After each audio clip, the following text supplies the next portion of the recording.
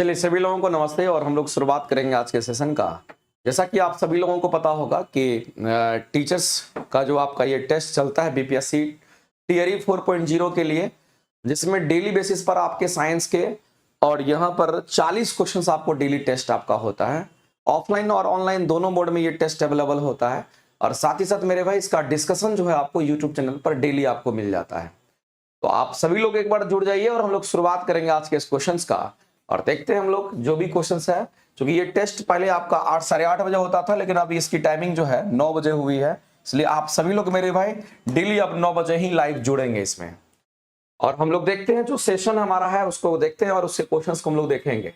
BPSC शिक्षक भर्ती NCERT SCERT based हमारे ये क्वेश्चंस यहाँ पर दिए जाते हैं। और खास करके मेरे भाई अगर आप सभी लोग चाहते हैं कि टीआरई 4 में हमको कुछ करना है तो आपको लगातार मेहनत करके और जिस रिदम में आप लगे हुए हैं उसी रिदम को बस कंटिन्यू मेंटेन करिए, देखिएगा कि आपकी तैयारी बहुत अच्छी हो जाएगी। ठीक है, तो चलिए शुरुआत किया जाए और शुरुआत करेंगे आज के सेशन का। आप सभी लोग एक बार जल्दी से बता देंगे मेरे भाई कि आज की क्लासेस को हम लोग स्टार्ट करें। चलिए तो हम लोग शुरुआत करते हैं, पहला क्वेश्चन देखते हैं आज का। और ये पहला क्वेश्चन आपका दे रखा है साइंस का, जिसके बारे में हम लोग बात करेंगे। सबसे पहला बात तो हम ये आपको बता देना चाहते हैं कि जो सेट हमारा है वो हमारा 71 नंबर सेट का डिस्कशन अभी आपको देखने को मिलेगा और 40 क्वेश्चन हम लोग डिस्कस करेंगे। ठीक है, चलिए पहला क्वेश्चन क्या कहता है कि निम्नलिखित कथनों में से उस कथन के बारे में बताइए जो आयनिक यौगिक के लिए सत्य नहीं है। किसके लिए सत्य नहीं है? तो आयनिक यौगिक के लिए सत्य नहीं है मेरे भाई।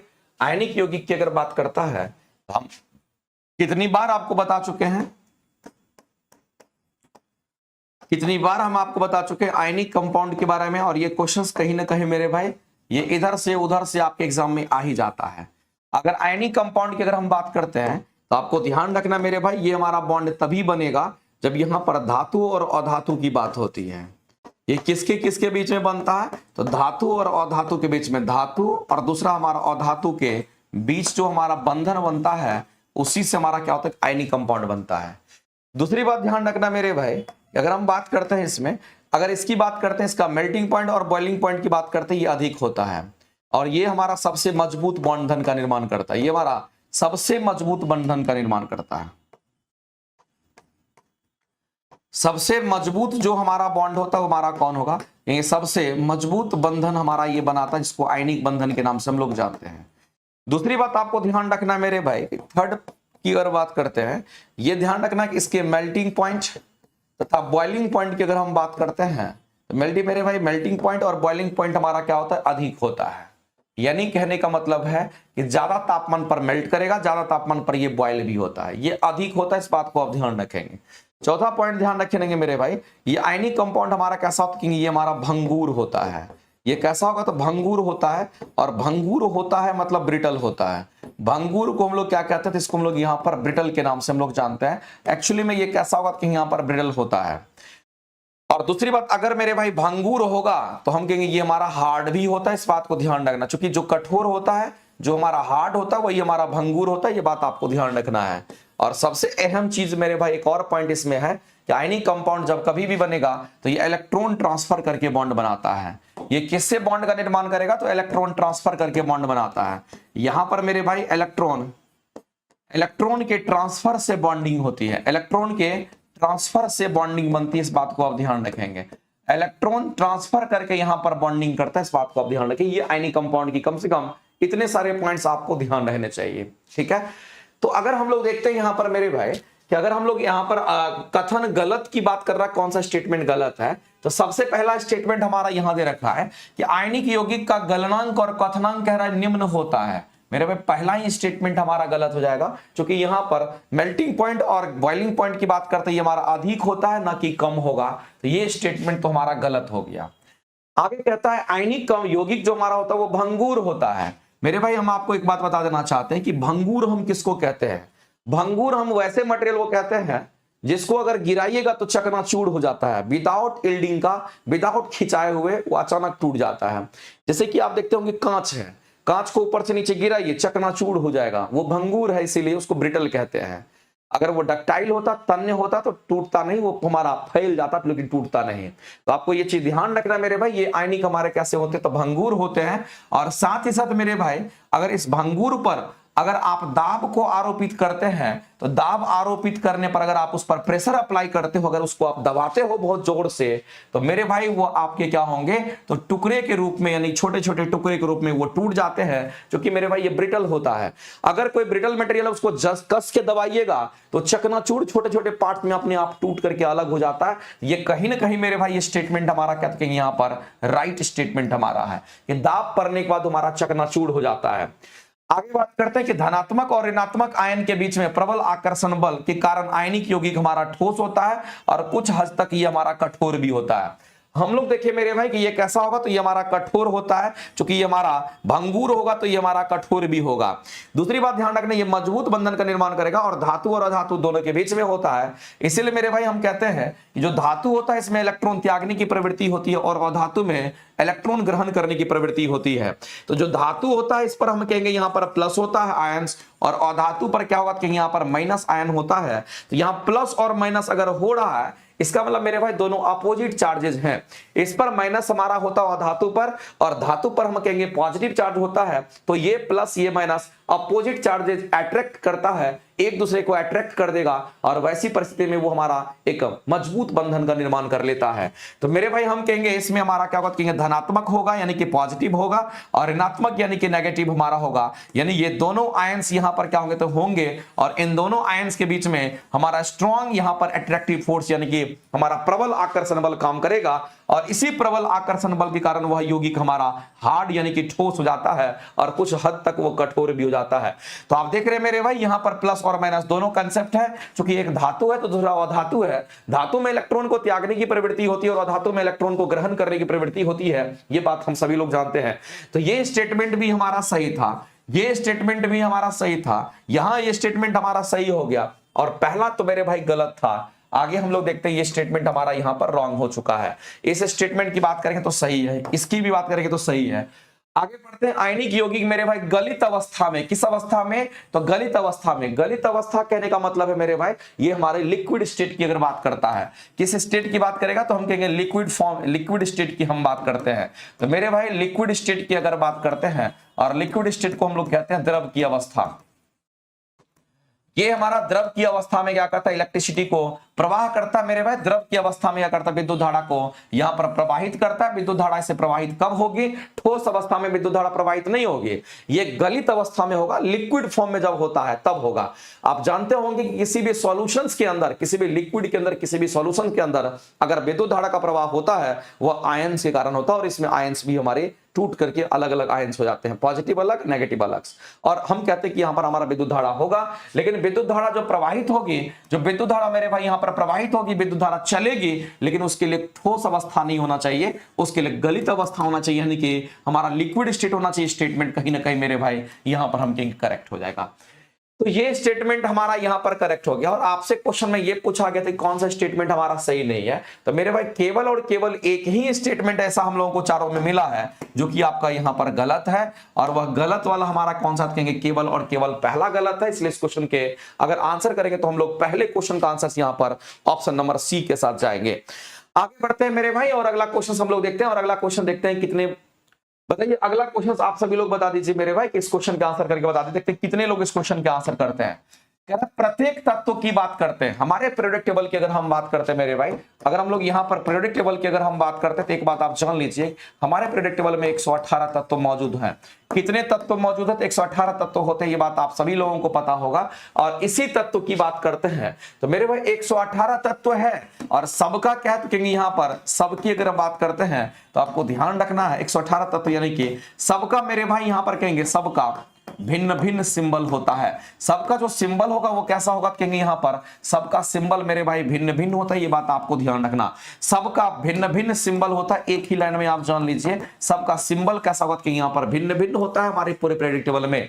दूसरी बात ध्यान रखना मेरे भाई कि पीरियोडिक टेबल में जो सिंबल दिया गया है एलिमेंट का, जो प्रेडिक्टेबल में सिंबल दिया गया है एलिमेंट का, इस सिंबल की अगर हम बात करते हैं मेरे भाई, ये सिंबल किसका है, कहेंगे ये हमारा सिंबल, यहां पर एलिमेंट की हम बात करते हैं, ये भी क्वेश्चन आपके एग्जाम का है। इस एलिमेंट का जो सिंबल दिया गया है वो बर्जिलियस के द्वारा दिया गया है। किसके द्वारा मेरे भाई, तो कहेंगे यहां पर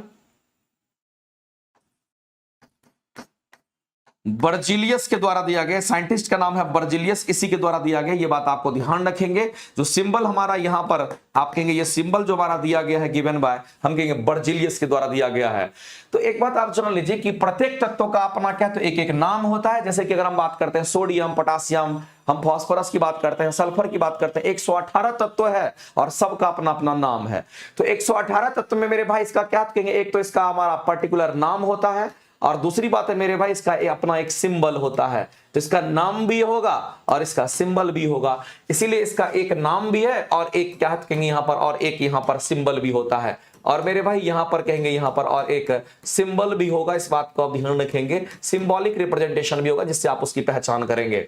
तो जाहिर सी बात है मेरे भाई इसका एक यूनिक सिंबल होगा। यूनिक का मतलब एक होता है। अगर हमने एक सिंबल अगर बोल दिया मेरे भाई, उसका एक सिंबल होगा, इसका मतलब यूनिक सिंबल की हम बात करेंगे। तो आपको ध्यान रखना मेरे भाई, उसका अपना एक यूनिक सिंबल होगा जिसको हम लोग कहेंगे ए यूनिक केमिकल सिंबल हमारा देखने को मिलता है। किसी भी एलिमेंट का एक यूनिक सिंबल होता है। हम आकृति की बात नहीं करेंगे मेरे भाई, हम रंग की बात नहीं करेंगे, हम प्रतीक की बात करेंगे, हम सिंबल की बात करेंगे जिससे हम उसको पहचानते हैं। तो यहां पर सिंबल का मतलब मेरे भाई यहां पर प्रतीक होता है, इस बात को ध्यान रखेंगे, इसी से हम लोग उसकी पहचान कर लेते हैं। तो दो चीज हमारा किसी भी एलिमेंट में होगा, लेकिन याद रखना ये बर्जिलियस ने सिंबल का खोज किया था, इस बात को आप ध्यान रखेंगे। आगे बढ़ते हैं मेरे भाई, अगला क्वेश्चन हम लोग देखते हैं। अगला क्वेश्चन एकदम आसान है, कह रहा है कि नीचे दिए गए अभिकथन और कारण दिया गया है और आपको यह बताना है कि कौन सा स्टेटमेंट हमारा सही है गलत है।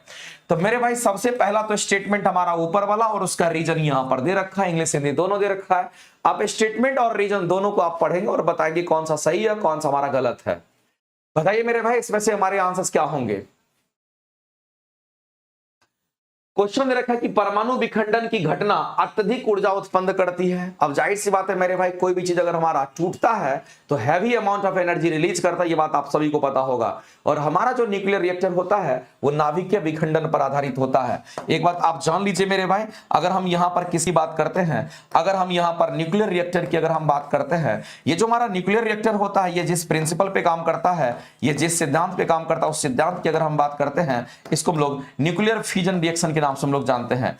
इसको हम लोग क्या कहेंगे मेरे भाई, तो कहेंगे यहां पर न्यूक्लियर फ्यूजन रिएक्शन के नाम से हम लोग जानते हैं। इसको न्यूक्लियर फ्यूजन रिएक्शन के नाम से हम लोग जानते हैं। और न्यूक्लियर फ्यूजन रिएक्शन को अगर हिंदी में बोले, इसको हम लोग क्या कहेंगे यहां पर नाभिकीय मेरे भाई, नाभिकीय विखंडन के नाम से हम लोग जानते हैं। और अगर नाभिकीय विखंडन अगर होता है तो ऐसी परिस्थिति मेरे भाई इस न्यूक्लियर के अंदर इसी विखंडन के बाद heavy amount of energy release होता है। यहां से क्या होगा, कहेंगे यहां से heavy amount of energy release होता है। यानी कहने का मतलब है हैवी अमाउंट ऑफ एनर्जी की अगर हम बात करते हैं तो यहां से हैवी अमाउंट ऑफ एनर्जी हमारा बाहर निकल जाता है, ये रिलीज कर जाता है।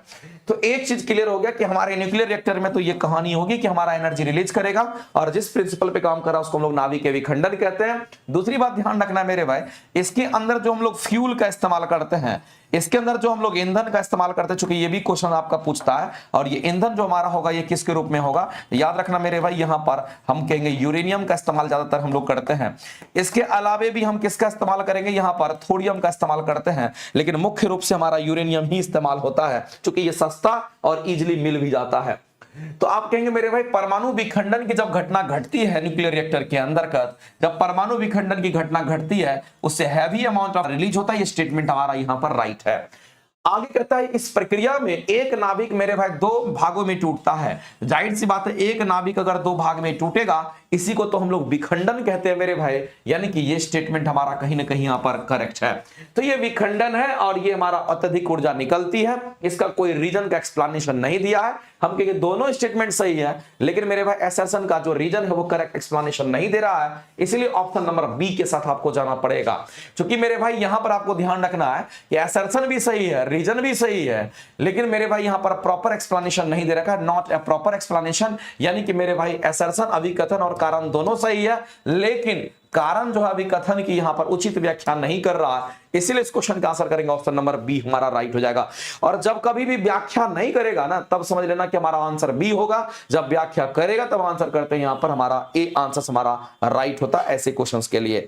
तो आपके यहां पर जो क्वेश्चंस हैं, इस क्वेश्चन के आंसर क्या करोगे मेरे भाई, तो सीधा सीधा कहोगे इस क्वेश्चन के आंसर जो होंगे यहां पर हमारा बी राइट हो जाएगा। आगे चलते हैं, अगला क्वेश्चन दे रखा है और कहता है कि उस विकल्प का चयन कीजिए, कौन सा विकल्प उस लवण का उदाहरण है जिसके जलीय विलयन पीएच मान हमारा 7 से कम होगा। तो मेरे भाई जलीय विलयन का पीएच मान 7 से कम होगा, अगर इसमें सोडियम कार्बोनेट को अगर देखिएगा तो मेरे भाई ये हमारा क्षारीय प्रकृति का होता है।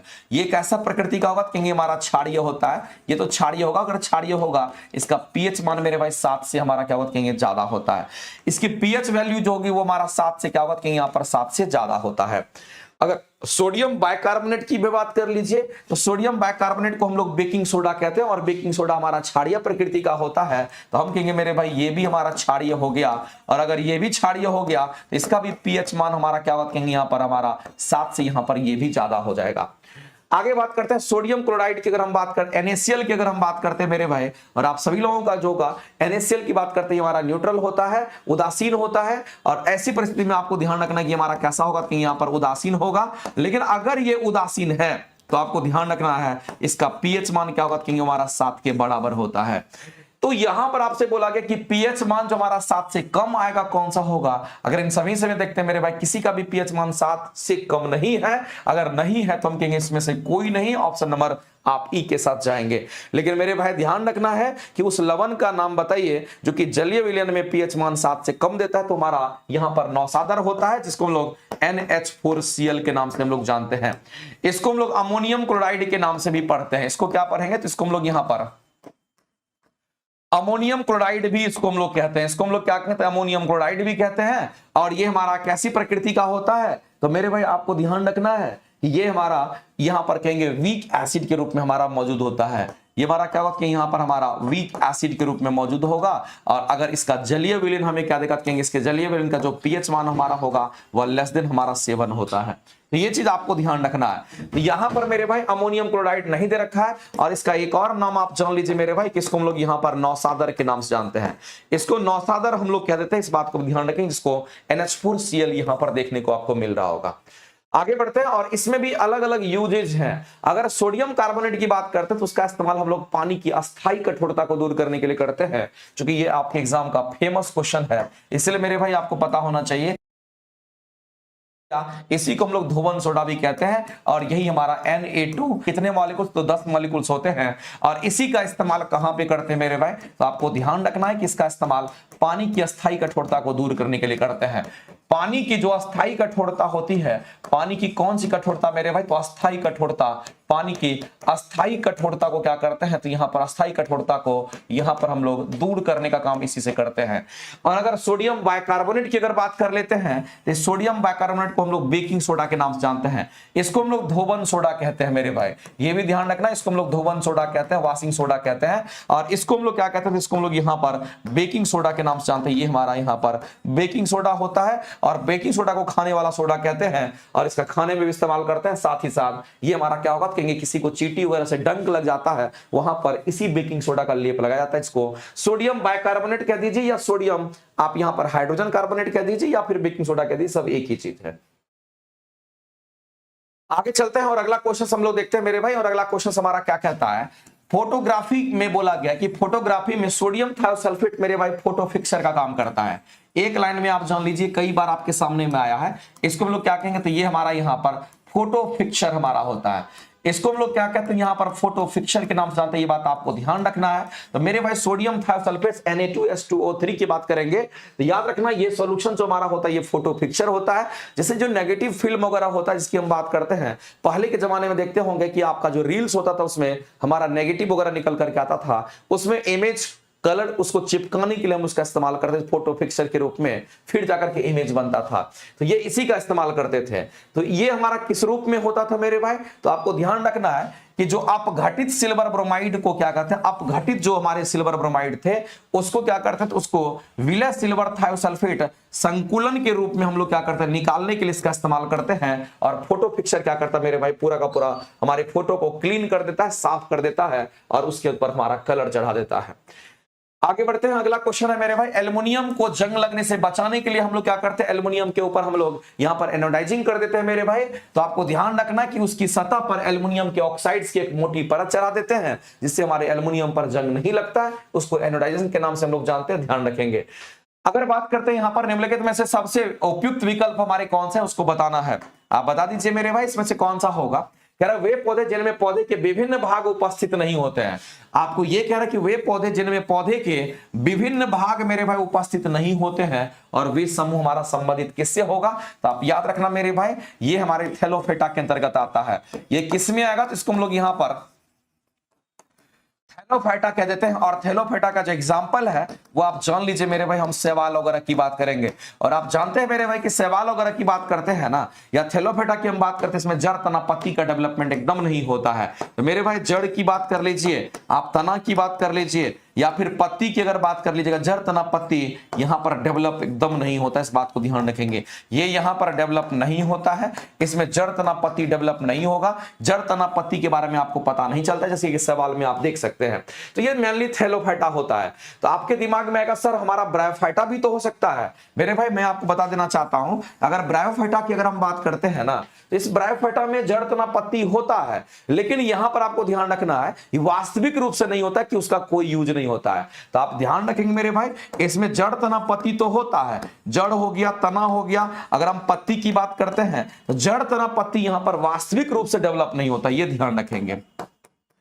ये हमारा वास्तविक रूप से डेवलप नहीं होता, ये हमारा वास्तविक रूप से मेरे भाई यहां पर हम कहते हैं कि वास्तविक रूप से ये हमारा डेवलप नहीं होता है, ये वास्तविक रूप से हमारा डेवलप नहीं होता है।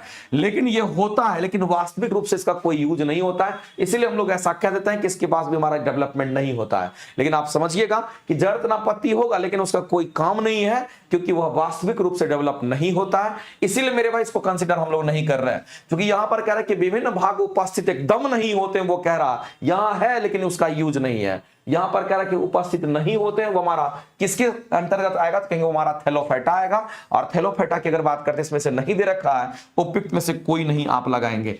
अगर मेरे भाई फेनोरोगेमी की अगर हम बात करते हैं, तो आप सभी को पता होगा कि जो हम लोग फेनोरोगेमी कहेंगे, अगर फूल होगा, फेनोरोगेमी में अगर फूल वाला पौधा की बात करेंगे तो ये दो तरह का हमारा होता है। एक तो हम लोग जानते हैं ये हमारा आवृत बीजी की हम बात करते हैं, और दूसरा जो हमारा होगा वो कैसा होगा, हमारा अनावृत बीजी की हम बात करते हैं। तो एक हमारा आवृत बीजी होगा, दूसरा हमारा अनावृत बीजी होगा। लेकिन आपको एक बात बता देना चाहते हैं मेरे भाई कि जो हमारे आवृत बीजी हमारे होते हैं, इसमें हमारा क्या होगा, कहेंगे फूल भी होगा, यहां पर मेरे भाई फल भी होगा, और यहां पर क्या होगा, कहेंगे यहां पर हमारा बीज भी होगा। यहां पर तीनों के तीनों चीज होंगे। लेकिन अनावृत बीजी की अगर बात करते हैं ना, तो आपको ध्यान रखना मेरे भाई, यहां पर फूल तो होगा, यहां पर बीज भी होगा, लेकिन मेरे भाई यहां पर क्या नहीं होगा, कहीं यहां पर हमारा फल नहीं होता है इसमें। क्योंकि ये क्वेश्चंस आपके एग्जाम में कई बार पूछा कि इसमें फल नहीं होगा, इसमें फूल होगा, फल होगा, बीज होगा, इसमें फूल होगा, बीज होगा, लेकिन फल नहीं होगा। और दूसरी बात मेरे भाई, इसके जो बीज होते हैं वो हमारे नेकेड बीज होते हैं, और इसके जो बीज होते हैं उसके बीज के ऊपर में आउटर लेयर होता है जो कि उसका फल का होता है। तो ये भी ध्यान रखना। और एक हमारा क्रिप्टोगेमी होता है, शायद आप सभी को पता भी होगा, नहीं पता तो आप जान लीजिए। एक हमारा यहाँ पर क्रिप्टोगेमी भी होता है। अगर हम लोग यहाँ पर क्रिप्टोगेमी की अगर बात करते हैं, तो आपको ध्यान रखना मेरे भाई, जो क्रिप्टोगेमी हमारा होता है, ये बिना फूल वाला पौधा को हम लोग कहते हैं। तो ये जो बिना फूल वाला पौधा हमारा होता है, बिना फूल वाला पौधा की अगर हम बात करते हैं मेरे भाई, यहां पर आप देख लीजिए टेरिडोफाइटा है, ब्रायोफाइटा, ये सब बिना फूल वाला पौधा होता है। ये केवल और केवल हमारा फूल वाला पौधा होता है।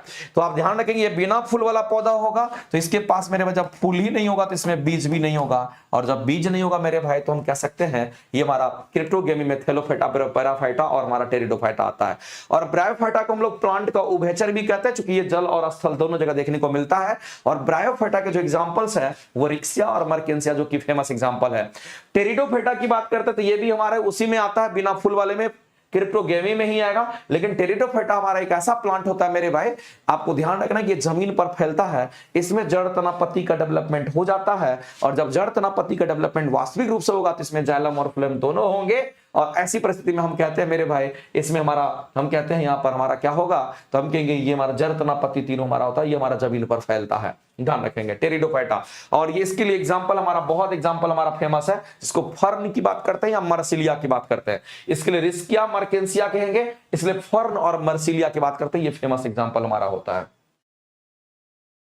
आगे बढ़ते हैं, अगला क्वेश्चन हम लोग देखते हैं। इस क्वेश्चन के आंसर हमारे क्या होंगे, तो ऑप्शन नंबर ई हो जाएंगे, क्योंकि आपको वो डेवलपमेंट नहीं करने वाला बोला। अगला मेरे भाई यहां दे रखा है कि पार्थेनोकार्पी किसको कहते हैं। मेरे भाई पार्थेनोकार्पी एक प्रोसेस है, जिस प्रोसेस से हम लोग ये कह पाते हैं कि पार्थेनोकार्पी में क्या होगा, तो बिना निषेचन का ही फल का निर्माण हो जाता है। ये बात आपको ध्यान रखना है। यानी मेरे भाई आप सीधा सीधा कह सकते हैं कि निषेचन नहीं होगा लेकिन फल का निर्माण हो जाता है। तो बिना निषेचन का फल का निर्माण, यानी कि निषेचन के बिना ही फल का विकास अगर हो जाता है, तो मेरे भाई उसको हम लोग पार्थेनोकार्पी के नाम से जानते हैं। ये बात आपको ध्यान रखना है, क्योंकि क्वेश्चंस में आपको इस तरीके से कई बार पूछा गया है। बिना ही मेरे भाई निषेचन का ही फल का निर्माण हो जाता है, उसको हम लोग यहां पर पार्थेनोकार्पी के नाम से जानते हैं। एक लाइन में जान लीजिए। अगला क्वेश्चन यहां पर दे रखा है कि लैंगिक प्रजनन की बात करते हैं मेरे भाई, यानी कि सेक्सुअल रिप्रोडक्शन की बात करते हैं। और इसमें जब दो अलग अलग जीवाणु कोशिका की बात कही जा रही है, जब दो अलग अलग मेरे भाई जीवाणु कोशिका हमारा संयोजित होता है, तो उसको हम लोग क्या कहते हैं। देखिए, दो अलग अलग जीवाणु कोशिका कहने के मतलब एक मेल होगा तो दूसरा फीमेल होगा।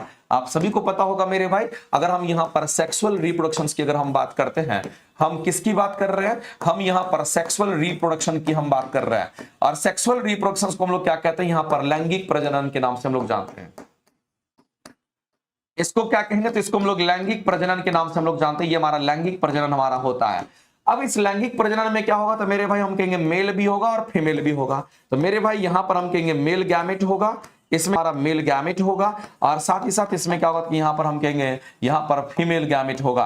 तो मेल गैमेट, और अगर हम यहां पर फीमेल गैमेट की बात करते हैं, अब ये दोनों जब आपस में मेरे भाई मिलता है, जब ये दोनों आपस में मिलता है, तो यहीं पर हो जाता है फर्टिलाइजेशन, यहीं पर हो जाता है फर्टिलाइजेशन। और इसी फर्टिलाइजेशन के निषेचन के बाद, फर्टिलाइजेशन का मतलब मेरे भाई क्या बात कहेंगे, इसको हम लोग यहां पर निषेचन कह दिए। और जब फर्टिलाइजेशन हमारा हो जाता है, इसके बाद हम कहते हैं ये हमारा एम्ब्रियो में डेवलप करता है, इसको हम लोग यहां पर भ्रूण अवस्था कहते हैं। तो ये हमारा एम्ब्रियो में डेवलप करेगा, और जिसको हम लोग भ्रूण की अवस्था कहते हैं। और इसके बाद यही भ्रूण का ग्रोथ जो होगा वो कहां पर होता है, तो मेरे भाई यूट्रस में होता है। और हम कहते हैं, नहीं तो आप ऐसे समझिए, यहां पर इट हमारा फर्टिलाइज करेगा, और फर्टिलाइज करने के बाद ये जायगोट का निर्माण करता है, इसको भी आप जान लीजिए। फर्टिलाइज करने के बाद ये किसका निर्माण करेगा, तो मेरे भाई यहां पर जायगोट का निर्माण करता है। और ये ZYGOT जायगोट यानी कहने लो युग्मनज का निर्माण करता है। और फिर हमारा भ्रूण की अवस्था में आएगा, और फिर मेरे भाई इसका विकास होता है, फिर भ्रूण का विकास होता है यूट्रस में जाकर के। तो ध्यान रखेंगे, एक्चुअली में सेक्सुअल रिप्रोडक्शन में हमारा ऐसा होता है। लेकिन यहां पर अगर हम लोग देखते हैं मेरे भाई, यहां पर आपको दे रखा है कि जब दो अलग अलग जीवाणु कोशिका संयोजित होती है, तो वो किसका निर्माण करेगी मेरे भाई, यानी कि जब दोनों आपस में मिलता है, तो मिलने के बाद वो जायगोट का निर्माण करेगा, यानी इसका निर्माण करेगा। जायगोट की हम बात करेंगे, लेकिन इसमें से तो मेरे भाई यहां पर बीजाणु नहीं होगा, कली नहीं होगा, फल नहीं होगा। हम कहेंगे यहां पर हमारा क्या कहेंगे, जायगोट का के बारे में बोलना चाहिए था, लेकिन नहीं दे रखा, तो कहेंगे में से कोई नहीं, ऑप्शन नंबर ई के साथ आप जाएंगे। जायगोट हमारा राइट आंसर होगा, ये वाला चीज हमारा करेक्ट आंसर होगा इस क्वेश्चन के लिए। आगे चलते हैं, अगला क्वेश्चन देखते हैं। अगला कह रहे हैं मेरे भाई कि रेनवियर के जो नोड्स होते हैं, इस पर क्वेश्चन आपका टीआरई में आ चुका है। रेनवियर के जो नोड्स होते हैं, ये सूक्ष्म रिक्त स्थान होते हैं किसमें, तो मेरे भाई आपको ध्यान रखना है, ये न्यूरॉन के पार्ट्स में आपको देखने को मिलता है। तो जो रेनवियर के नोड होते हैं मेरे भाई, ये कहां पर देखने को मिलता है, आप जानते होंगे कि न्यूरॉन की बात अगर हम करते हैं, तो न्यूरॉन के कितने पार्ट्स हैं मेरे भाई, तो न्यूरॉन के 3 पार्ट्स होते हैं। ये कितने पार्ट्स में होता है, क्योंकि हमारा 3 पार्ट्स में बटा हुआ है। और 3 पार्ट्स में अगर देखिएगा, तो सबसे पहला मेरे भाई यहां पर डेंड्राइट्स की हम बात करते हैं, सबसे पहला डेंड्राइट्स हो गया। दूसरे की अगर बात करते हैं तो हमारा यहां पर सेल बॉडी होगा। और अगर तीसरे की अगर हम बात करते हैं मेरे भाई, तो तीसरा हमारा यहां पर क्या होता है, यहां पर एक्सॉन की बात करेंगे। अगर हम बात करते हैं यहां पर, इस चीज को समझना है मेरे भाई, जो तीनों पार्ट्स हमारे होते हैं, अगर उस चीज को अगर देखना चाहते हैं, इसको हम लोग सेल बॉडी के नाम से जानते हैं। जो गोल सा ऐसा दिख रहा है, इसको हम लोग क्या कह देंगे, तो यहां पर इसको हम लोग यहां पर इसको सेल बॉडी कह देते हैं। और इसी पर निकला हुआ जो हमारा होता है, इसको हम लोग क्या कहते हैं मेरे भाई, ये जो इस तरीके से निकला हुआ रहता है, इसको हम लोग यहां पर डेंड्राइट्स के नाम से हम लोग जानते हैं। अब इस तरीके से ये हमारा क्या होता है, इस तरीके से हमारा, इस तरीके से इसका स्ट्रक्चर ही कुछ ऐसा होता है मेरे वजह से हम आपके सामने बना रहे हैं, ऐसे करके ये स्ट्रक्चर ही इसका होता है। और इसी को हम लोग क्या कहते हैं यहाँ पर न्यूरॉन के नाम से हम लोग जानते हैं।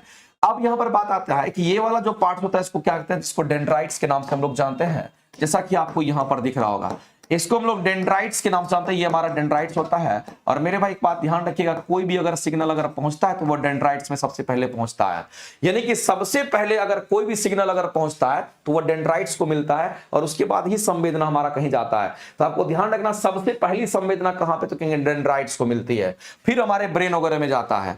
तो आप ध्यान रखें कि डेंड्राइट्स हो गया, ये सेल बॉडी हो गया, और ये वाला जो पार्ट है तो मेरे भाई यही एक्सोन का पार्ट होता है। और इसी एक्सोन के पार्ट में क्या होता है कि माइलिन शीथ होता है। तो इस तरीके से अगर आप देखेंगे तो मेरे भाई यहां पर इस तरीके से ये माइलिन शीथ का ही पार्ट होगा और एक्सोन जो है हमारे माइलिन शीथ का ही पार्ट होता है। तो कुछ इस तरीके से आपको यहां पर दिखेंगे, और एक दो नोड नहीं होगा, ढेर सारी नोड होंगे, और इसी को हम लोग कहते हैं मेरे भाई, यहां पर अगर देखेंगे तो ऐसे करके गड्ढा बना हुआ रहता है, और ये गड्ढा जैसा हमारा क्या होता है, रेनवियर के नोड्स हमारे होते हैं। इसी गड्ढे को हम लोग क्या कहते हैं, रेनवियर के नोड्स कहते हैं। यहां पर इसी गड्ढे की अगर हम बात करें तो ये गड्ढा हमारा क्या कहेंगे यहां पर, इसी को हम लोग यहां पर रेनवियर के नोड्स के नाम से हम लोग जानते हैं। ये रेनवियर का क्या कहेंगे, यहां पर रेनवियर का नोड्स होता है, ये लाइन आपको एकदम ध्यान रखना है। और इसको हम लोग क्या कहते हैं मेरे भाई, तो ये जो आपको यहां पर दिख रहा है, ये वाला ये जो दिख रहा है, इसको हम लोग यहां पर माइलिन शीथ के नाम से हम लोग जानते हैं। ये क्या है, तो कहेंगे इसको हम लोग यहाँ पर माइलिन शीथ के नाम से जानते हैं। और ध्यान रखना मेरे भाई, ये हमारा एक्सोन होता है, ये हमारा एक्सोन होता है, और एक्सोन का ये सबसे पिछला हिस्सा एक्सोन का एंड होता है, ध्यान रखेंगे। तो आपसे क्वेश्चन में पूछा कि रेनवियर के रोड जो हमारे होते हैं वो सूक्ष्म रिक्त स्थान होते हैं, छोटे छोटे गड्ढा हमारा यहाँ पर होता है, वो कहां पे होगा मेरे भाई, तो हम कहेंगे हमारे माइलिन शीथ वाले पार्ट में होता है। इसीलिए इस क्वेश्चन का आंसर करेंगे माइलिनीकृत हमारा एक्सोन। एक्चुअली में ये एक्सोन ही है, और एक्सोन का ही पार्ट हमारा माइलिन शीथ होता है, और उसी में रेनवियर के नोड्स होते हैं, ध्यान रखेंगे। इसलिए आंसर करेंगे ऑप्शन नंबर हमारा ए कहीं ना कहीं यहाँ पर करेक्ट हो जाएगा, ध्यान रखेंगे। आगे मेरे भाई ऑस्टियोब्लास्ट क्या होता है, कहेंगे यहाँ पर हड्डियों की कोशिका को हम लोग क्या कहते हैं, हड्डी की जो कोशिका होती है उसको ऑस्टियोब्लास्ट कहते हैं। आपको ध्यान रखना मेरे भाई, अगर हम यहाँ पर हड्डी की कोशिका की अगर बात करते हैं तो जो हड्डी की कोशिका होती है उसको हम लोग क्या कहते हैं, ऑस्टियोब्लास्ट कहते हैं। और दूसरी बात ध्यान रखना है, ये ऑस्टियोब्लास्ट हमारा क्या करता है, कहेंगे नए कोशिका का निर्माण करता है। इससे क्या होगा मेरे भाई, तो ध्यान रखना, ये नए कोशिका का निर्माण करता है। इससे नए कोशिका का क्या होगा, कहेंगे यहाँ पर नए कोशिका का निर्माण होगा। अगर कहीं पर मेरे भाई किसी का एक्सीडेंट वगैरह अगर हो जाता है, अगर सेल वहां से डैमेज हो गया तो उस जगह पर यही ऑस्टियोब्लास्ट क्या करता है, यही नई कोशिका का निर्माण कर देता है। तो आपको यह भी ध्यान रखना, इसी को हम लोग हड्डी की कोशिका को कहते हैं। तो ये चीज आपको ध्यान रखना है मेरे भाई। आगे बढ़ते हैं और अगला क्वेश्चन हम लोग देखते हैं। इस क्वेश्चन का आंसर करके आप सभी लोग बता दीजिए।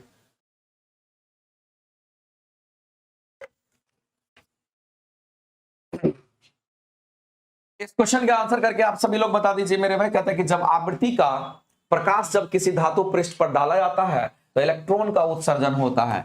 मेरे भाई हम सभी लोग जानते हैं, यहां पर जब प्रकाश पड़ती है, यानी कि उपयुक्त आवृत्ति का प्रकाश जब किसी धातु पर मेरे भाई धातु पृष्ठ पर डाला जाता है तो यहां से इलेक्ट्रॉन का उत्सर्जन होता है, और ऐसा देखने को सोलर प्लेट में मिलता है। तो मेरे भाई कहां पर, तो हम लोग ऐसा सोलर प्लेट में ऐसा देखते हैं। हमारा जो सोलर प्लेट वगैरह होता है उसकी ओर देखते हैं, उसी में हम लोग कहते हैं मेरे भाई हमारा क्या होता है, सोलर प्लेट में ऐसा होता है, और इलेक्ट्रॉन का उत्सर्जन होगा। इस प्रक्रिया को हम लोग क्या कहेंगे, प्रकाश के कारण प्रकाश उस पर पड़ेगी और विद्युत ऊर्जा का हम कहेंगे यहां से उत्सर्जन होगा। तो प्रकाश विद्युत ऊर्जा का उत्सर्जन हमारा होगा, जो कि फोटोवोल्टाइक सेल के नाम से भी यहां पर जाना जाता है।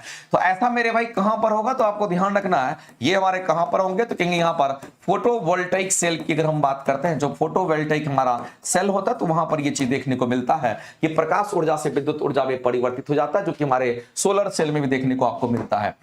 आगे कहते हैं मेरे भाई अपवेशिक वायस में पीएन जंक्शन की बात कर रहा है। देखिए अपवेशिक वायस कहने का मतलब हमारा रिवर्स वायस की बात कर रहा है। हम यहां पर रिवर्स बायस की बात, अब इसको रिवर्स बायस हम कहते हैं। तो एक हमारा फॉरवर्ड बायस होता है, एक हमारा रिवर्स बायस होता है। तो मेरे भाई एक बात आप ध्यान रखेंगे, जब हम रिवर्स बायस की बात अगर हम करते हैं ना, तो ऐसे केस में जो हमारा पीएन जंक्शन डायोड होता है, तो यहां पर पीएन जंक्शन डायोड की बात कही गई है। आपको मैंने पहले भी बताया था मेरे भाई कि ये हमारा पी और ये हमारा एन, इधर हमारा पी इधर हमारा एन होगा, और ये हमारा प्लस होगा और ये हमारा माइनस होता है। तो पीएन जंक्शन डायोड की बात करें, डायोड का सिंबल ही हमारा ऐसा होता है। ध्यान रखना मेरे भाई, इसमें अवक्षय क्षेत्र यानी कि जो डिप्लेशन लेयर की होंगी उसकी चौड़ाई आपसे बोला गया है। तो मेरे भाई यहां पर डिप्लेशन की चौड़ाई की बात कर रहे हैं, तो यहां पर डिप्लेशन लेयर की हम बात करते हैं और डिप्लेशन लेयर की जो चौड़ाई होगी हमारा क्या होगी वो बोला गया है। तो मेरे भाई जब रिवर्स बायस की हम बात करते हैं ना, तो आपको ध्यान रखना है कि रिवर्स बायस के केस में जो डिप्लेशन लेयर हमारा बनता है वो क्या बनेगा। तो आपको ध्यान रखना है कि हमारा इसमें डिप्लेशन लेयर जो हमारा होता है ये कैसा होगा। तो मेरे भाई ये हमारा डिप्लेशन लेयर यहां पर हम कहते हैं कि हमारा यहां पर एक्सपेंशन होता है, यानी कि एक्सपेंड करता हम कहेंगे यहां पर बढ़ती है। तो डिप्लेशन लेयर हमारा क्या होता है, हमारा यहां पर बढ़ती है, तो रिवर्स बायस में बढ़ेगी, फॉरवर्ड बायस में कम होता है, और इसीलिए कहेंगे इस क्वेश्चन का आंसर करेंगे ऑप्शन नंबर बी। वैसे इस क्वेश्चन का आंसर आपको गलत दे रखे थे, यहां पर हमारा क्या होता है, हमारा डिप्लेशन लेयर हमारा बढ़ जाता है। जैसे ये डिप्लेशन लेयर की अगर बात करते तो यहां पर 3 को खांचा आप बनाइए, और 3 खांचा में अगर देखिएगा तो मेरे भाई यहां पर हम कहते हैं कि हमारा क्या होगा, इमीटर हो गया, बेस हो गया और कलेक्टर हो गया। इमीटर बेस कलेक्टर होता है, तो ये वाला जो डिप्लेशन लेयर हमारा होता है, ऐसे केस में रिवर्स बायस के केस में हमारा क्या होता है, ज्यादा होता है। आगे एलईडी की अगर हम बात करते थे, एलईडी मेरे भाई यहां पर हमारा लाइट इमिटिंग डायोड, याद रखना इसके फुल फॉर्म भी कभी बार पूछ लेता है। एलईडी का मतलब होता है लाइट इमिटिंग डायोड के नाम से हम लोग जानते हैं। और ये क्या करता है मेरे भाई, आप ध्यान रखेंगे यहां पर प्रकाश ऊर्जा को विद्युत ऊर्जा में, विद्युत ऊर्जा को प्रकाश ऊर्जा में। तो हम सभी लोग जानते हैं एलईडी में हम लोग जब विद्युत ऊर्जा देते हैं तो उससे प्रकाश मिलता है, इसका मतलब विद्युत ऊर्जा को वह प्रकाश ऊर्जा में रूपांतरित कर देता है। ये बात तो मेरे भाई बिल्कुल ही सत्य है, और आप आसानी से इस क्वेश्चन का आंसर कर सकते हैं, क्योंकि जब भी हमारे घर में एलईडी वगैरह जलता है, हम जब तक उसमें इलेक्ट्रिसिटी नहीं देंगे, जब तक विद्युत ऊर्जा नहीं देंगे, तब तक वो प्रकाश नहीं देगा। तो ये हमारा काम क्या करता है, विद्युत ऊर्जा को प्रकाश ऊर्जा में बदल देता है, ध्यान रखेंगे। अगला क्वेश्चन हमारा दे रखा है कि सेल्सियस स्केल पर अगर तापमान 25 डिग्री सेंटीग्रेड है, सेल्सियस स्केल पर अगर 25 डिग्री है, तो आप बता दीजिए मेरे भाई फ़ारेनहाइट स्केल पर कितना तापमान होगा। तो एक बात तो आप सभी लोग जानते होंगे, और ये रिलेशन मेरे भाई सभी लोगों को पता होगा कि C/5 इक्वल टू हमारा F-32 अपन में 9, और यहां पर K-273 डिवाइडेड बाय हमारा 5 इक्वल टू हमारा R/4 होता है। ये बात तो सब जानते होंगे। इसमें मेरे भाई जिसमें जिसमें रिलेशन दे रखा है उसी को लेंगे। सेल्सियस स्केल दे रखा है और फ़ारेनहाइट दे रखा है, इन्हीं दोनों को निकालते हैं। तो सेल्सियस स्केल में कितना तो कहेंगे यहां पर हमारा C/5 है, और फ़ारेनहाइट वाला कितना तो कहेंगे हमारा F-32 अपन में हम लोग 9 करेंगे, इसको हम लोग छोड़ देंगे। अब सेल्सियस में कितना सेल्सियस तो कहेंगे 25 है, तो मेरे भाई 25 बटा हमारा 5 हो गया, और F-32 अपन में 9 करेंगे, ये कटने के बाद मेरे भाई कहीं ना कहीं 5 आ जाएगा, और यहां से अगर कैलकुलेट करोगे तो F-32 अपन में हम बराबर में 45 हमारा हो जाएगा, क्योंकि 9 गुना में 5 45 हो जाएगा। और जब यहां से तुम F कैलकुलेट करोगे मेरे भाई, तो 45 में आपका 32 जुड़ जाएगा, और कहेंगे 5 2 तो 7 हो गया, 4 3 हमारा कितना कहेंगे यहाँ पर हमारा 5 2 7 4 3 हमारा कितना कहेंगे 7 हो जाएगा, यानी कि इतना डिग्री फ़ारेनहाइट हमारा 77 डिग्री फ़ारेनहाइट हमारा निकल करके आएगा। 77 डिग्री फ़ारेनहाइट कहीं पे नहीं दे रखा है, इसलिए मेरे भाई इस क्वेश्चन का आंसर करेंगे उपयुक्त में से कोई नहीं, और ऑप्शन नंबर ई आपका करेक्ट हो जाएगा। क्योंकि 77 है नहीं, 78 है लेकिन 77 नहीं है, तो मेरे भाई इसमें से कोई आंसर नहीं होगा। आगे बढ़ते हैं, अगला क्वेश्चन हम लोग देखते हैं। दो निकाय के बीच में मेरे भाई, दो निकाय किसको कहते हैं, तो निकाय आप किसी को भी मान सकते हैं। जैसे कि आपका मन करेगा ये रूम हमारा निकाय है, तो हम लोग रूम के बारे में पूरा पढ़ेंगे, कहां क्या है नहीं है इसके बारे में स्टडी करेंगे। अगर मन करता है कि ये पेन निकाय, तो पेने के बारे में स्टडी करेंगे। जिसको निकाय मानेंगे हम उसी को स्टडी करते हैं, ये बात हमारा है। और निकाय को इंग्लिश में हम लोग एक सिस्टम मानते हैं। तो मेरे भाई सिस्टम हमारा कुछ भी हो सकता है, फिक्स भी हो सकता है, और हमारा फ्लेक्सिबल हो सकता है, बड़ा भी हो सकता है, एडजस्टेबल भी हो सकता है। अब यहां पर बात आती है कि अगर हम किसी निकाय की बात करते हैं और दो निकाय के बीच में, यानी कि दो सिस्टम के बीच में जो गुरुत्वाकर्षण बल के लिए मेरे भाई निम्नलिखित में से कौन सा स्टेटमेंट है, ये क्वेश्चन कह रहा है। तो आप समझ लीजिए, अगर दो वस्तु है, दो वस्तु को निकाय कह दीजिए। ये हमारा सिस्टम यहां पर 1 है, इसको हम सिस्टम 1 कह देते हैं, और निकाय 1 हो गया। और दूसरा जो वस्तु हमारा यहां पर है, इस वस्तु को हम लोग यहां पर सिस्टम 2 कह देते हैं। तो एक हमारा सिस्टम 1 हो गया और दूसरा हमारा यहां पर सिस्टम 2 हो गया। और इन दोनों के बीच में मेरे भाई जाहिर सी बात है, अगर ये सिस्टम है या अगर ये वस्तु है तो इसका अपना मास होगा, और इनके सेंटर डिस्टेंस को हम लोग लेते हैं। ये दूरी जो लेंगे, इसके सेंटर के बीच का डिस्टेंस हम लोग लेते हैं, और ये दूरी अगर हमारा आर के बीच में आर होगा, तो मेरे भाई हम सभी लोग जानते हैं कि न्यूटन ने एक बात बोल करके गया है कि पूरे ब्रह्मांड में, पूरे दुनिया में कहीं भी अगर हम लोग दो वस्तु को अगर रखते हैं, चाहे आकाश में, हवा, पाताल, कहीं भी रखिए, वैक्यूम में कहीं भी रखिए, फर्क नहीं पड़ता है। ध्यान रखना मेरे भाई, आकर्षण बल काम करेगा, केवल और केवल आकर्षण बल काम करेगा। और याद रखना है कि मेरे भाई गुरुत्वाकर्षण बल किसी माध्यम पर निर्भर नहीं करता है।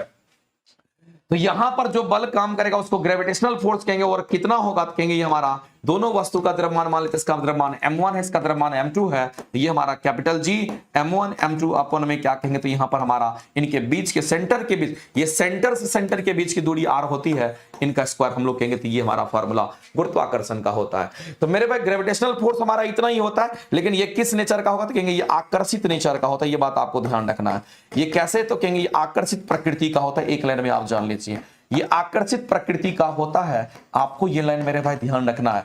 तो आकर्षित नेचर का हमारा ये होता है। दूसरी बात आपको ध्यान रखना मेरे भाई, ये केवल और केवल आकर्षित होता है, ये भी आप नहीं भूलिए मेरे भाई, ये केवल ही आकर्षित होता है, इसको भी ध्यान रखना है। दूसरी बात हम आपसे ये भी कहना चाहते हैं, चूंकि एक बार बीपीएससी इस पर क्वेश्चन पूछ चुकी है। क्वेश्चन क्या पूछा मेरे भाई, तो वो कंसेप्ट पूछा है। क्वेश्चन ये पूछा था कि अगर दुनिया में जितने भी वस्तु आप देखते हैं, उस वस्तु पर पृथ्वी कितना गुरुत्वाकर्षण बल लगाती है, आप एक लाइन में कहेंगे उसके भार के बराबर। हम कहेंगे इस पेन पर कितना गुरुत्वाकर्षण बल लगेगा, तो कहेंगे इस पेन का भार के बराबर, और इस पेन का भार कितना, तो m गुना g करेंगे। हम कहेंगे ये फोन है, इस फोन पर कितना गुरुत्वाकर्षण बल लगेगा, इस फोन के भार के बराबर। हम कहेंगे हमारे शरीर पर गुरुत्वाकर्षण बल कितना लग रहा होगा, हमारे शरीर के भार के बराबर। मेरे भाई दुनिया में जितने भी वस्तु आपको दिखते हैं, उन सभी पर गुरुत्वाकर्षण बल कितना काम करता है, कहेंगे उसके भार के बराबर, एक लाइन में, और भार बराबर mg निकाल करके आप बता भी सकते हैं। तो टियर 2 में ये क्वेश्चन आपका आ चुका है। तो गुरुत्वाकर्षण बल केवल और केवल आकर्षित नेचर का होगा, ये हमेशा ही आकर्षित होगा मेरे भाई, दो निकायों के बीच में। हम कहेंगे ये होगा, प्रतिकर्षित नहीं होगा। प्रतिकर्षित की तो बात ही नहीं करेंगे, आंसर करेंगे ऑप्शन नंबर हमारा बी राइट हो जाएगा। और सबसे इंपॉर्टेंट बात तो यह है कि गुरुत्वाकर्षण बल मेरे भाई किसी भी माध्यम पर निर्भर नहीं करता है। चाहे हवा में रख दीजिए, आप उसी को निकाल करके पानी में रख दीजिए, कहीं भी रख दीजिए, गुरुत्वाकर्षण बल उतना ही काम करता है, क्योंकि वो किसी माध्यम पर निर्भर नहीं करता। ये बात आपको ध्यान रखना है। आगे चलते हैं मेरे भाई, अगला क्वेश्चन हमारा दे रखा है, और अगला क्वेश्चन कहता है कि हमारा वेवलेंथ, हमारा तरंगदैर्घ्य इतना दे रखा है, और फोटोन की ऊर्जा क्या होगी। मेरे भाई हम सभी लोग जानते हैं, अगर हमें फोटोन की ऊर्जा अगर प्राप्त करनी है, किसकी, तो हम लोग यहाँ पर अगर फोटोन की ऊर्जा अगर हमें प्राप्त करनी है, अगर फोटोन की ऊर्जा अगर हमें जाननी है, तो एनर्जी का फॉर्मूला हमारा एनर्जी इक्वल टू हमारा क्या होता है, एच न्यू होगा, और इसी को न्यू आवृत्ति होता है, और आवृत्ति को हम लोग सी अपन में लैम्डा लिखते हैं। तो ये वाला फॉर्मूला जो होता है मेरे भाई, यहाँ पर आपको ध्यान रखना पड़ेगा, और ये क्वेश्चंस आपके कई बार आपके एग्जाम में आते रहता है। तो फोटोन की जो ऊर्जा होगी वो हमारे कितनी होगी, क्योंकि हमारा इतना होगा आवृत्ति के सेंस में, और यहां पर तरंगदैर्घ्य के सेंस में। तो क्वेश्चन आपसे तरंगदैर्घ्य वाला पूछा गया है, तो मेरे भाई एच सी अपन में लैम्डा के साथ जाइए, और आप फॉर्मूला देख लीजिए, इसके हिसाब से आप आंसर करेंगे। यहां पर न्यू क्या है, तो कहेंगे ये जो न्यू आप देख रहे हैं ये वाला, इसको हम लोग आवृत्ति के नाम से हम लोग जानते हैं, ये हमारा आवृत्ति होता है। एच की बात करते हैं, ये हमारा प्लैंक्स कांस्टेंट होता है, इस बात को आप ध्यान रखेंगे। ये हमारा क्या, तो मेरे भाई यहाँ पर प्लैंक्स कांस्टेंट होता है, और लैम्डा हमारा आवृत्ति तरंगदैर्घ्य होगा, सी यहाँ पर स्पीड ऑफ लाइट होता है। इस तरह से आप ध्यान रखेंगे। आगे बढ़ते हैं, अगला क्वेश्चन हम लोग देखते हैं। अगला कह रहा है कि निकट दृष्टि दोष की अगर हम बात करते हैं, मेरे भाई हम सभी लोग जानते हैं, अगर किसी को निकट दृष्टि दोष की बीमारी है, अगर किसी को निकट दृष्टि दोष की बीमारी है, एक बात जान लीजिए मेरे भाई कि निकट दृष्टि दोष कहने का मतलब इसको हम लोग इंग्लिश में मायोपिया के नाम से हम लोग जानते हैं। दूसरी बात ध्यान रखना मेरे भाई कि निकट दृष्टि दोष में क्या होगा, तो नजदीक की वस्तु दिखती है, इसमें नजदीक जो वस्तु होगा ना वही दिखता है। इसमें मेरे भाई नजदीक की वस्तु तो दिखेगी, लेकिन इसमें दूर की वस्तु नहीं दिखती, ये बात आपको ध्यान रखना। इसमें जो दूर की वस्तु होती है ये नहीं दिखती है, नजदीक की दिखती है लेकिन दूर का नहीं दिखता है, इसी को निकट दृष्टि दोष कहते हैं। और ऐसी परिस्थिति में अगर इसका उपचार अगर आपको ढूंढना है, तो मेरे भाई उपचार पर भी क्वेश्चंस कई बार पूछा गया है कि इसका उपचार हम लोग कैसे करेंगे, तो इसका उपचार हम लोग लेंस लगा कर करेंगे। आप एक बात जान लीजिए मेरे भाई, हमारे पास दो तरह के लेंसेस हैं जो कि हम चश्मा में यूज कर सकते हैं। एक हमारा कैसा लेंस होगा जो प्रकाश को नजदीक लाता है, और एक प्रकाश को क्या करता है, दूर भगाता है। तो प्रकाश को नजदीक लाने वाला उत्तल लेंस होता है, और प्रकाश को दूर भगाने वाला अवतल लेंस होता है। तो मेरे भाई नजदीक की वस्तु तो दिख रही है, तो नजदीक तो नहीं करना है, दूर करना है प्रकाश को, तभी तो दूर की वस्तु दिखेगी। तब हम कहेंगे दूर की वस्तु को दिखाने के लिए हम कहेंगे यहाँ पर अवतल लेंस का इस्तेमाल करके हम ऐसी बीमारी को दूर करेंगे चश्मा में। तो यहाँ पर अवतल लेंस लगा दीजिएगा। तो मेरे भाई ये कहानी है। अब ऐसे केस में निकट दृष्टि दोष होता क्यों है ये भी जान लीजिए। अगर निकट दृष्टि दोष की अगर हम बात करते हैं मेरे भाई, अगर इसके कारण की बात कही गई है, इसका कारण क्या है, तो आपको ध्यान रखना मेरे भाई, इसके कारण की अगर हम बात करते हैं क्यों ऐसा होता है, तो आपको ध्यान रखना मेरे भाई, जो हमारा आई बॉल का साइज होता है वो हमारा बढ़ जाता है। यानी कि हमारे आंख में जो आई बॉल की हम बात करते हैं, उस आई बॉल का साइज क्या होगा, कहेंगे जो आई बॉल होता है उसका साइज, मेरे भाई आई बॉल का साइज हमारा यहां पर बढ़ जाता है। तो यहां पर आई बॉल का साइज क्या होता है, यहां पर बढ़ जाता है। जब मेरे भाई आई बॉल का साइज बढ़ जाता है तो आपको एक बात ध्यान रखना है कि जब इसका साइज बढ़ जाएगा तो ऐसी परिस्थिति में मेरे भाई हमारी आंख का जो लेंस होगा वो हमारा लेंस मोटा हो जाता है। साइज बढ़ गया इसका मतलब लेंस कैसा होगा, कहेंगे लेंस मोटा हो जाएगा। और जब लेंस मोटा हो जाएगा तो मेरे भाई कहेंगे उसकी पावर बढ़ जाएगी। और जब लेंस का पावर बढ़ जाएगा तो हम कहेंगे उसकी फोकस दूरी मेरे भाई घट जाती है। उसकी किसकी बात कर रहे हैं, तो उसके यहां पर फोकस दूरी की हम बात करते हैं, उसकी फोकस दूरी यहां पर घट जाती है। ऐसा हम इसलिए कह रहे हैं मेरे भाई, दोनों में रिलेशन हमारा इसलिए ऐसा है, हम कहते हैं पावर का रिलेशन हमारा फोकस दूरी के साथ उल्टा होता है। अगर यहां पर हमारा लेंस मोटा होगा तो हमेशा याद रखना मोटा लेंस का पावर ज्यादा होता है, ये बात हमेशा याद रखना, और पतला लेंस का पावर कम होता है। तो मोटा लेंस अगर हो गया, चूंकि साइज बढ़ा तो मोटा लेंस हमारा हो गया, और अगर मोटा लेंस हो गया तो पावर बढ़ गया। और मेरे भाई जब पावर यहां पर बढ़ गया तो फोकस दूरी घट जाएगा, और जब फोकस दूरी घट जाएगा तो फोकसित तो होना चाहिए था कहां पर, तो मेरे भाई फोकसित होना चाहिए था रेटिना पर। रेटिना से पहले ही फोकसित हो गया, हमारी आंखों के लेंस से थोड़ा सा आगे जाकर के फोकसित हो गया, रेटिना पर नहीं पहुंच पाया, इसलिए उसकी फोकस दूरी घट गई। तो मेरे भाई हम लोग यहां पर कह सकते हैं इसकी फोकस दूरी घट जाएगी, यानी कहने के वाले इसमें से अगर हम लोग देखेंगे कह रहे कि फोकस दूरी अनियमित परिवर्तन होता है। फोकस दूरी मेरे अनियमित का मतलब होता है कि हमेशा होते रहता है परिवर्तन, इसका मतलब ये हो गया। तो ये तो हमारा नहीं होगा, अनियमित परिवर्तन ये तो हमारा नहीं होगा। नेत्र बॉल का साइज हमारा बढ़ जाता है, या तो ये आंसर होगा, नहीं तो मेरे भाई क्वेश्चन में आपको अगर ये देता है कि उसकी फोकस दूरी घट जाती है तो ये होगा, या फिर हम कहेंगे पावर उसके आंखों का बढ़ जाएगा, तो ऐसा होता है। तो निकट दृष्टि दोष में हमारा ऐसा होता है। इसी तरीके से हम लोग दूर दृष्टि दोष की बात करते हैं, और एक हमारा होता है मेरे भाई जिसको ना तो निकट की दृष्टि दोष होगी ना तो दूर की दृष्टि, सॉरी एक और दोष होता है जिसको प्रेसबायोपिया कहते हैं, जिसको निकट और दूर दृष्टि दोष दोनों होता है, और वो बढ़ती उम्र के साथ होता है। और वैसे केस में मेरे भाई उसका इलाज करने के लिए हम लोग बाइफोकल लेंस का इस्तेमाल करके उसका इलाज करते हैं। आगे चलते हैं, अगला क्वेश्चन हम लोग देखते हैं मेरे भाई, इथाइल ईथर को अंधेरा में रखने पर हमारा क्लोरीन Cl2 की उपस्थिति में कौन सा यौगिक बनाएगा। तो मेरे भाई यहां पर हमारा क्लोरीन अटैच हो जाएगा, हम कहेंगे ये कंपाउंड हमारा यहां पर बन जाता है। इसमें कुछ चीज थोड़ा सा छोटा हुआ भी है, एक्चुअली में ये देखिएगा तो आपको ईथर का केमिकल फॉर्मूला हमारा एक्चुअली में ये होता है CH3O, और हमारा ये CH3 की हम बात करते हैं, ये हमारा ईथर का ही है।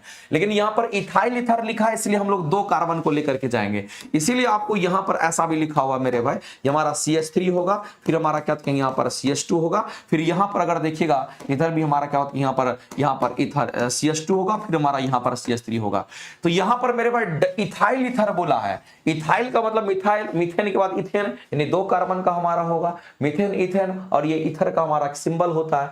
अब कह रहा है कि अंधेरा में रखने पर क्लोरीन की उपस्थिति में मेरे भाई, जब अंधेरा में रखते हैं क्लोरीन की उपस्थिति में, क्या किसकी उपस्थिति में, क्लोरीन की उपस्थिति में ये जो कंपाउंड हमारा बनेगा वो कंपाउंड कैसा हो जाएगा, ये हमारा CH3 होगा, और ये हमारा CH जो हमारा कंपाउंड था उसके साथ क्लोरीन जुड़ जाएगा, और ये हमारा O, और ये हमारा ऑक्सीजन, और फिर हमारा ये CH, और इसके साथ एक क्लोरीन जुड़ जाएगा, और फिर हमारा यहाँ पर CH3 हो जाएगा। तो मेरे भाई इसी का नाम यहाँ पर बोला गया था कि अंधेरा के क्लोरीन की उपस्थिति में हमारा ऐसा हो जाता है, ध्यान रखेंगे ये कंपाउंड बनेगा। आगे चलते हैं, अगला क्वेश्चन आपके सामने में दे रखा है, और आपको बताना है मेरे भाई कि ये पूरे के पूरे जो कंपाउंड है इसका P का ऑक्सीकरण संख्या क्या होगा। तो अगर आपको कोई भी एलिमेंट अगर दे रखा, जैसे कि हम यहां पर Mg2 किसकी बात कर रहे हैं मेरे भाई, हम Mg2 की बात करते हैं, साथ में मेरे भाई P2 की बात करते हैं, साथ में O7 की बात करते हैं। जिसका भी आपसे बोला गया है ऑक्सीडेशन नंबर मेरे भाई उसको X मानेंगे। हमको P का बोला गया तो P को हम क्या करेंगे, तो X मानेंगे। लेकिन कितने P है मेरे भाई, तो 2 P है, इसलिए इसको 2X कह दीजिए। और ऑक्सीजन फैमिली जितना भी होता है उसके ऑक्सीडेशन नंबर मेरे भाई -2 होंगे। कितना ऑक्सीजन है, तो कहेंगे यहाँ पर 7 होगा। और ध्यान रखना है ये हमारा मैग्नीशियम हमारा दूसरे ग्रुप में आता है। पहले ग्रुप में हलीना करप्सस्परिया, दूसरे ग्रुप में मेरे भाई बेमक्का सरबरा, उसी में मैग्नीशियम आता है। तो पहले ग्रुप का ऑक्सीडेशन स्टेट +1 होगा और दूसरे ग्रुप का ऑक्सीडेशन स्टेट +2 होता है, ये बात आपको ध्यान रखना पड़ेगा। तो इसके लिए अगर +2 हमारा ऑक्सीडेशन स्टेट अगर होगा, लेकिन 2 को है मेरे भाई, तो 2 से गुना कर दीजिए, तो ये निकल करके आ गया। और किसी भी यौगिक का या किसी भी कंपाउंड का मेरे भाई ऑक्सीडेशन स्टेट यहां पर 0 के बराबर कर देते हैं। अगर इस पर पावर अगर -2 होता तो फिर मेरे भाई यहां पर 0 नहीं होता, तब हम यहां पर -2 लिखते हैं। अगर यहां पर मेरे भाई पावर की अगर बात करते +2 होता तो फिर हम लोग +2 लिखते हैं। लेकिन अगर पावर में कुछ नहीं होगा तब हम कहेंगे इसको 0 के बराबर कर देते। इसका तरीका यही है। तो मेरे भाई अब यहां से x की वैल्यू कैलकुलेट कर लीजिए। अगर यहां पर 2x बराबर देखें तो हमारा उधर जाएगा तो 14 हो जाएगा, और 2 दूनी 4 इधर घटेगा तो ये 4 हो जाएगा, और x की वैल्यू निकालिएगा तो हमारा 10/2 यानी कि हमारा 10/2 कितना, तो यहां पर 5 के बराबर हो जाएगा। हम कहेंगे हमारा +5 होगा। तो मेरे भाई x का जो ऑक्सीडेशन स्टेट होगा हमारा +5 होगा। लेकिन x आपने किसको माना था, तो x आपने यहां पर फास्फोरस को माना था, और फास्फोरस का जो ऑक्सीडेशन स्टेट होगा वह +5 होगा। इसमें से कोई नहीं आंसर करेंगे, हमारा ऑप्शन नंबर ई हो जाएगा, क्योंकि +5 हमारा आना चाहिए था आंसर, +5 आंसर आना चाहिए था। आगे बढ़ते हैं मेरे भाई, अगला क्वेश्चन हम लोग को मिलान करना है। अगला क्वेश्चन जो मिलान करना है, मिलान करने वाले क्वेश्चंस का मेरे भाई खासियत ये है कि मिलान वाले करने वाले जो क्वेश्चंस होते हैं ना, जो आपको पता सबसे पहले उसको मिला दीजिए। मेरे भाई जो पायस जिसकी हम बात करते हैं, पायस की बात करते हैं, इसको हम लोग पायस हम लोग किसको कहते हैं मेरे भाई, तो हम कहेंगे ब्लड को हम लोग पायस कहते हैं, या फिर दूध को हम लोग पायस कहते हैं। तो एक बात मेरे भाई हम लोग समझते हैं, इमल्सन अगर बोल दिया, इसका मतलब पायस अगर बोल दिया तो मेरे भाई दूध हमारा पायस होता, तो गैस की तो चर्चा हम नहीं करेंगे। द्रव्य प्रक्षेपित गैस यहां भी आगे तो ये भी नहीं होगा। तो मेरे पायस कहने का मतलब दूध की बात करेंगे, मिल्क की बात करेंगे, नहीं तो हम यहां पर ब्लड की बात करेंगे तो ये पायस होगा। तो मेरे भाई द्रव्य में प्रक्षेपित द्रव की ही बात करेंगे। तो मेरे भाई द्रव्य में प्रक्षेपित हम द्रव की ही बात कर लेते हैं। जैसे कि हम कहते हैं कि मान लीजिए मेरे भाई कि हमारे ब्लड में क्या होता है, कहेंगे ब्लड भी है, और साथ साथ हमारे ब्लड में क्या होता है, कहेंगे पानी भी होता है। जैसे दूध की अगर बात करते हैं, दूध भी और पानी भी है, इसलिए हम उसको कहते हैं कि द्रव में हमारा क्या होता है, लिक्विड, हमारा डिस्पर्स लिक्विड की हम बात करते हैं। ठोस की बात हम नहीं करेंगे, लिक्विड की बात करेंगे, तो हमारा पायस कहलाता है। तो एक बात तो पता चल गया कि 4 का हमारा 2 होगा। जब 4 का हमारा 2 होगा मेरे भाई, तो 4 ऑप्शन हमारा ये है, 4 में 2 होना चाहिए, तो 4 में 2 यहां पर है, ना ये हुआ ना ये हुआ। तो मेरे भाई ये नहीं होगा, ये नहीं होगा, एक ही बार में आपके आंसर मिल गए। बाजू की और मिलान कर लीजिए कौन किसका मैचिंग है। आगे चलते हैं, अगला क्वेश्चन देखते हैं। निम्नलिखित कथनों पर विचार कीजिए और आपको बताना है मेरे भाई कि कौन सा स्टेटमेंट हमारा सही है। तो इन कथनों में से कौन सा सही है वो बताना है, क्योंकि इन कथनों में सही कौन है वो लेके चलना है, क्वेश्चन के हिसाब से चलना पड़ेगा। तो मेरे भाई कोयला की हम बात करते हैं, हम पेट्रोलियम की बात करते हैं, और हम नेचुरल गैस की बात करते हैं। ये सभी के सभी हमारे फॉसिल्स फ्यूल हैं, जिसको हम लोग यहाँ पर जीवाश्म ईंधन के नाम से जानते हैं। ये बिल्कुल हमारा करेक्ट स्टेटमेंट है। अगर मेरे भाई गैसोहोल की अगर बात करते हैं ना, तो ये गैसोहोल हमारा कैसे बनता है, तो आपको ध्यान रखना है कि गैसोहोल मेरे भाई ये मिक्सचर होता है किसका, ये गैसोहोल मिक्सचर हमारा होता है किसका, तो आपको ध्यान रखना मेरे भाई, ये हमारे गैसोलीन की हम बात करेंगे। तो यहां पर हम किसकी बात करेंगे, तो यहां पर गैसोलीन की बात करेंगे। और साथ साथ मेरे भाई गैसोलीन में जब हम एल्कोहल को हम मिलाते हैं, एल्कोहल को मिलाते हैं, तो इसी को हम लोग गैसोहोल के नाम से जानते हैं। और इसी का इस्तेमाल कहां पे करते हैं, तो इसी का इस्तेमाल मेरे भाई रॉकेट्स वगैरह में किया जाता है, जो कि स्पेस में उड़ता है, उसमें ऊपर जाने पर उसका कहते हैं तापमान बहुत घट जाता है, लेकिन अगर गैसोलीन को अगर मिला दीजिएगा एंटी फ्रीजिंग एजेंट के रूप में वो हमारा काम करता है। तो ये चीज आपको ध्यान रखना है। तो यहां पर इन दोनों का मिश्रण हमारा होता है, इसमें बेंजीन का मिश्रण नहीं होता, ये गलत लिखा हुआ है। तो मेरे भाई ये गलत हो गया, क्योंकि इसमें कह रहा था कि बेंजीन और एल्कोहल का मिश्रण होगा, बेंजीन नहीं होगा मेरे भाई, गैसोलीन और एल्कोहल का ये मिश्रण होता है। ये स्टेटमेंट आपका गलत हो गया।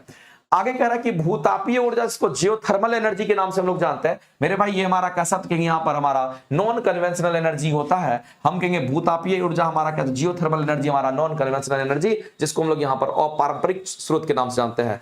और अगर गोबर गैस की बात करते हैं, तो गोबर गैस की अगर बात करते हैं, इससे मीथेन हमारा निकलता है, मुख्य रूप से मीथेन ही होता है, और ये हमारा लगभग मेरे भाई 75% तो यही हमारा पाया जाता है। कार्बन डाइऑक्साइड इसके बाद होगा, लेकिन सबसे मुख्य रूप से हमारे बायोगैस में या गोबर गैस में यही बनता है, ध्यान रखेंगे।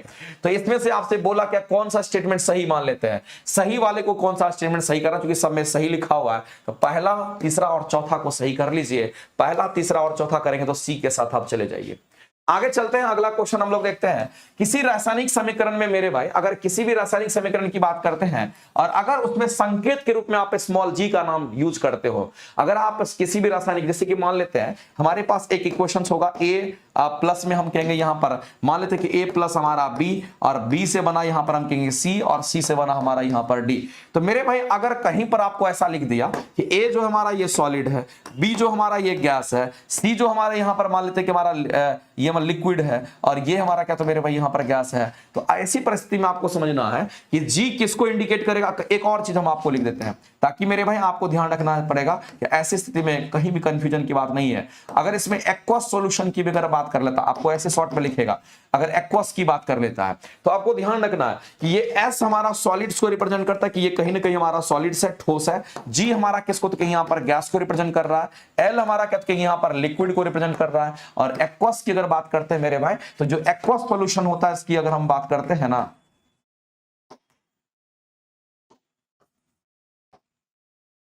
एक्वस सॉल्यूशंस की अगर हम बात करते हैं, ये जो हमारा एक्वस सॉल्यूशन होता है मेरे भाई, याद रखना इसमें हमारा जलीय विलयन को हम लोग एक्वस सॉल्यूशन कहते हैं। जो जलीय विलयन होता है, जो जलीय विलयन होता है उसको हम लोग एक्वस सॉल्यूशन के नाम से हम लोग जानते हैं। तो आपको ध्यान रखना है कि अगर किसी भी रासायनिक समीकरण के अंतर्गत अगर आपको स्मॉल जी दिख गया, मतलब वो गैस को रिप्रेजेंट करेगा, तो मेरे भाई हम कहेंगे वो हमारा किसको प्रदर्शित करेगा, तो कहेंगे गैसीय अवस्था को रिप्रेजेंट करेगा।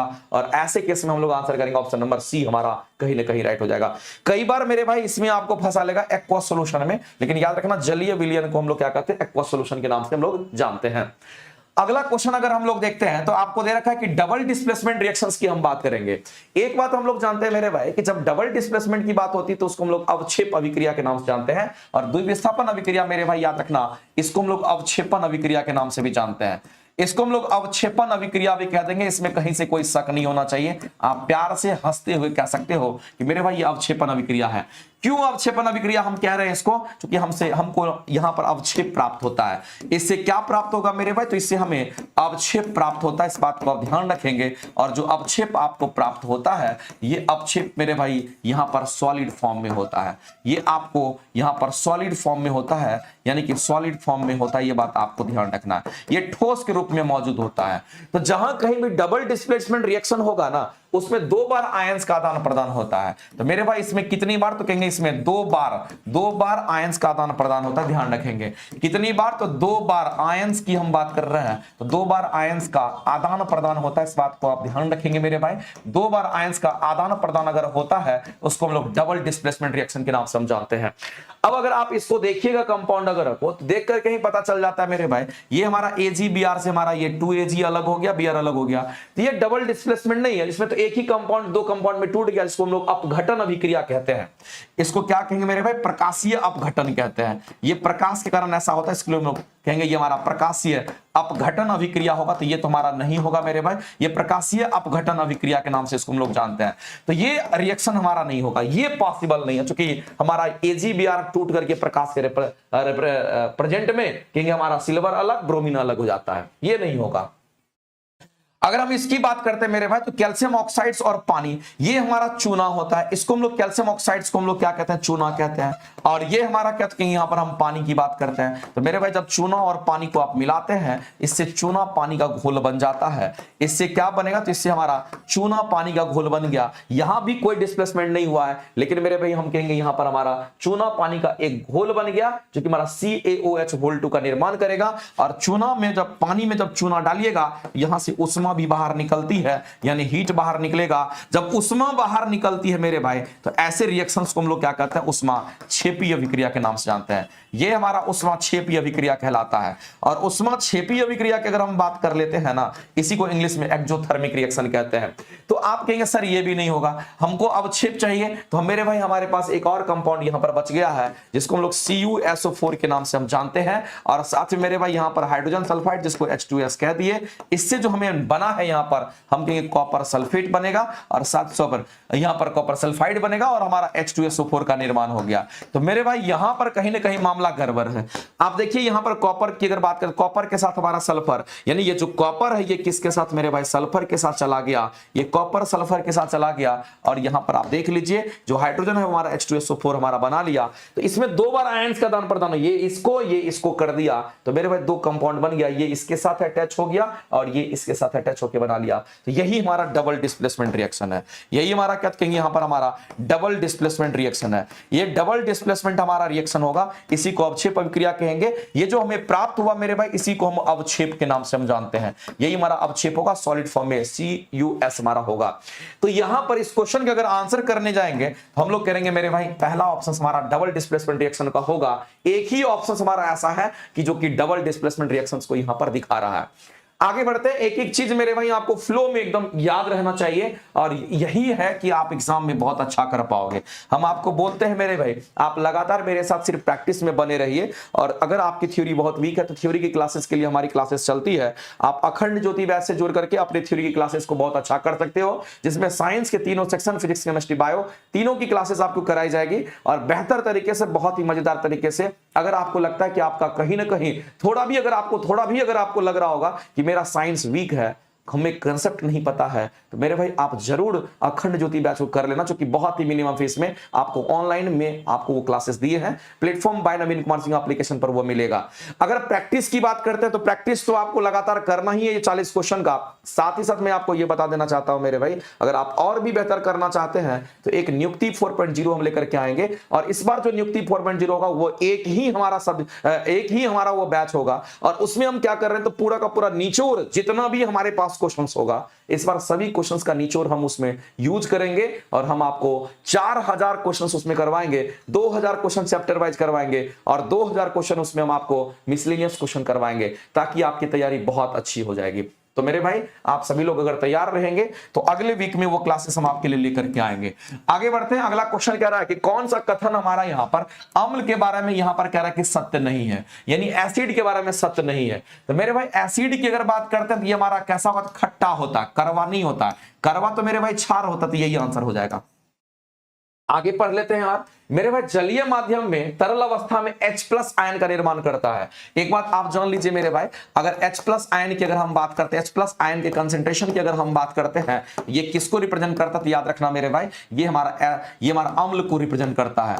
ये अम्ल को यानी एसिड को रिप्रेजेंट, जितना ज्यादा कंसंट्रेशन होगा उतना ही ज्यादा अम्लीय होगा। और मेरे भाई अगर याद रखना, यहां पर जो कंसंट्रेशन हमारा होता है, यहां जो हम कंसंट्रेशन का टर्म यूज कर रहे हैं, इस कंसंट्रेशन का जो यूनिट होता है, इस यूनिट को भी याद रखना, ये हमारा मोल प्रति लीटर में होता है। कई बार ये भी पूछा गया है। अगर OH- के कंसंट्रेशन की अगर हम बात करते हैं मेरे भाई, तो ये यहां पर क्षार को रिप्रेजेंट करता है, ये यहां पर क्षार को रिप्रेजेंट करता है। इस बात को आप ध्यान रखेंगे।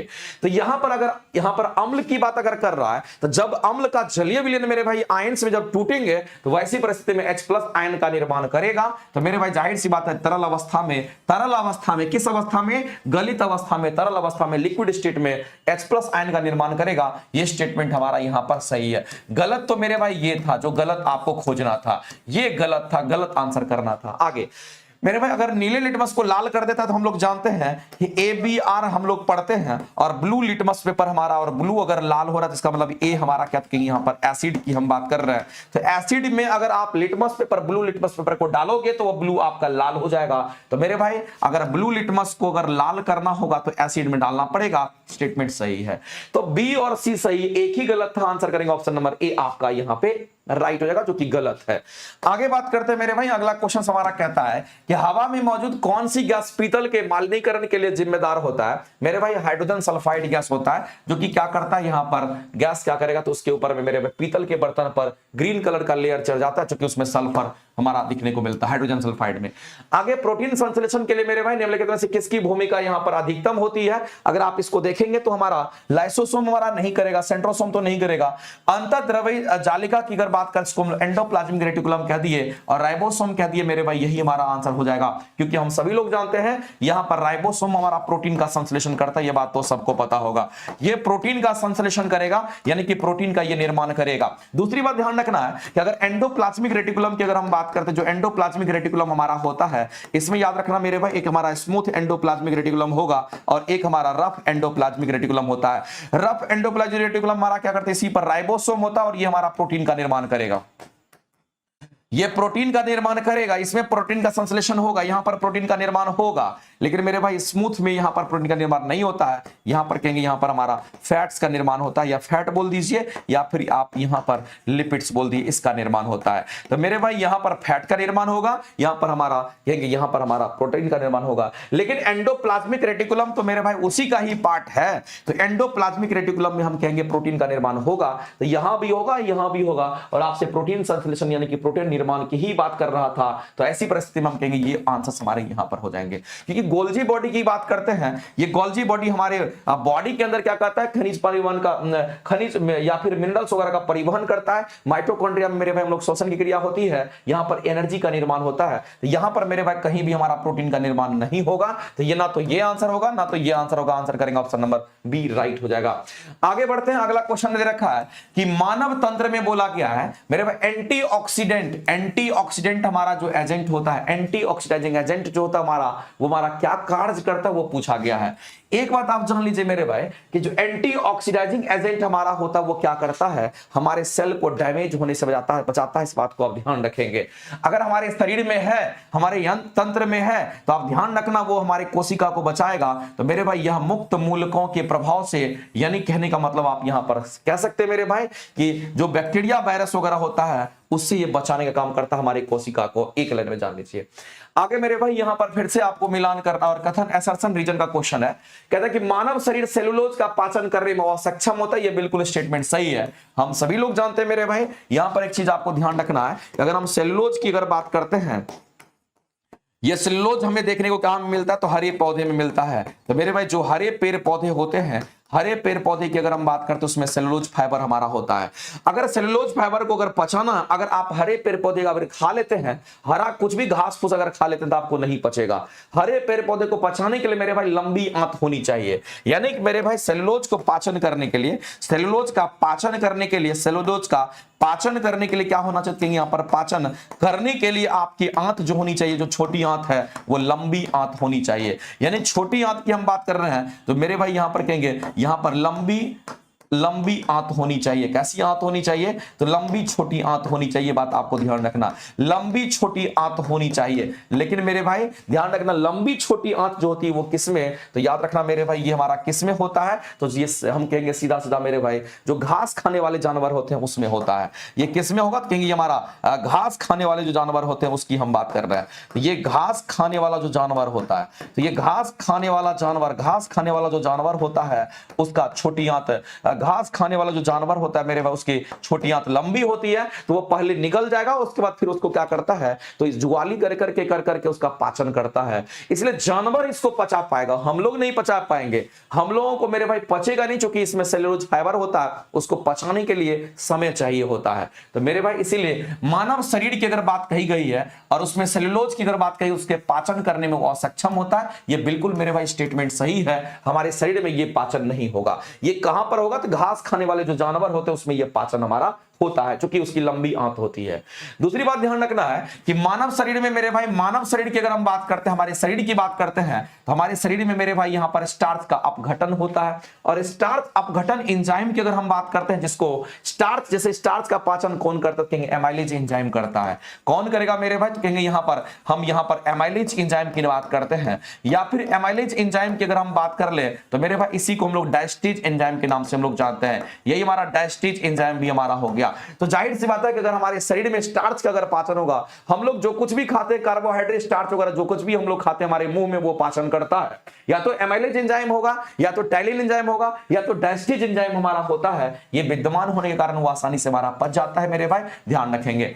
तो ये हमारा असर्शन और रीजन दोनों सही है, लेकिन दोनों में कोई रिलेशन नहीं है। इस तरीके से मेरे भाई हम कहेंगे कि हमारा असर्शन और रीजन दोनों सही होगा, लेकिन रीजन जो असर्शन का सही स्पष्टीकरण हमारा नहीं दे रहा है। ऐसी परिस्थिति में हम लोग ऑप्शन नंबर बी के साथ हम लोग जाएंगे और इस क्वेश्चन के जो आंसर करेंगे तो ऑप्शन नंबर हमारा यहां पर, ऑप्शन नंबर हमारा बी यहां पर करेक्ट हो जाएगा।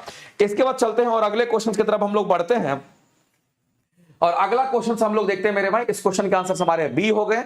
नेक्स्ट क्वेश्चन की अगर हम बात करें मेरे भाई, तो अगला क्वेश्चन हमारा क्या कहता है कि एक मनुष्य की बात कही जा रही है कि एक मनुष्य यहां पर दुर्घटनाग्रस्त हो जाता है। अब मान लेते कोई भी आदमी का किसी भी कारणवश अचानक कहीं पर अगर मान लेते एक्सीडेंट हो जाता है, वैसी परिस्थिति में कहता है कि उसे क्या करना पड़ेगा मेरे भाई, तो उसे ट्रांसफ्यूजन की जरूरत होती है, उसको रक्त चढ़ाना पड़ता, ब्लड चढ़ाने की जरूरत पड़ती है, जिसको रक्ताधान कहते हैं। तो अब यहां पर मेरे भाई एक आदमी जो कि दुर्घटनाग्रस्त हो गया और कहता है कि उसको यहां पर ब्लड की जरूरत है, उसको रक्त चढ़ाना है, तो मेरे भाई रक्त की आवश्यकता होती है। और ऐसी परिस्थिति में ध्यान रखना है कि किंतु उसके रक्त समूह के परीक्षण का, मेरे भाई उसके ब्लड ग्रुप के टेस्ट करने का जो समय है वो उसके पास नहीं है। यानी कहने मतलब किसी का एक्सीडेंट हुआ और अचानक उसको इमीडिएट उसको क्या चाहिए, ब्लड चाहिए, तो उस समय उसके पास ब्लड टेस्ट करने में समय लगेगा, लेकिन उसको बचाना है तो ऐसी परिस्थिति में ब्लड उसको चढ़ाना पड़ेगा। तो उसको ब्लड चढ़ाने के लिए इमरजेंसी सिचुएशन में मेरे भाई 1 यूनिट ब्लड चढ़ेगा, और 1 यूनिट ब्लड क्या चढ़ सकता है, जो यूनिवर्सल डोनर होता है, जो सबको दे सकता है। तो यूनिवर्सल डोनर हमारा जो ओ नेगेटिव की बात करते वो होता है, और वही जाकर के चढ़ेगा, लेकिन 1 यूनिट चढ़ेगा। इसलिए इस क्वेश्चन का आंसर करेंगे ये और पॉजिटिव नहीं होगा। तो एक बात आप जान लीजिए मेरे भाई, अगर हम लोग यूनिवर्सल, इस पर क्वेश्चन आता है, अगर हम लोग यूनिवर्सल डोनर की अगर हम बात करते हैं तो यूनिवर्सल डोनर हमारा सबको दे सकता है, लेकिन लेगा मेरे भाई किससे, तो कहेंगे लेगा तो वो नेगेटिव से ही लेगा।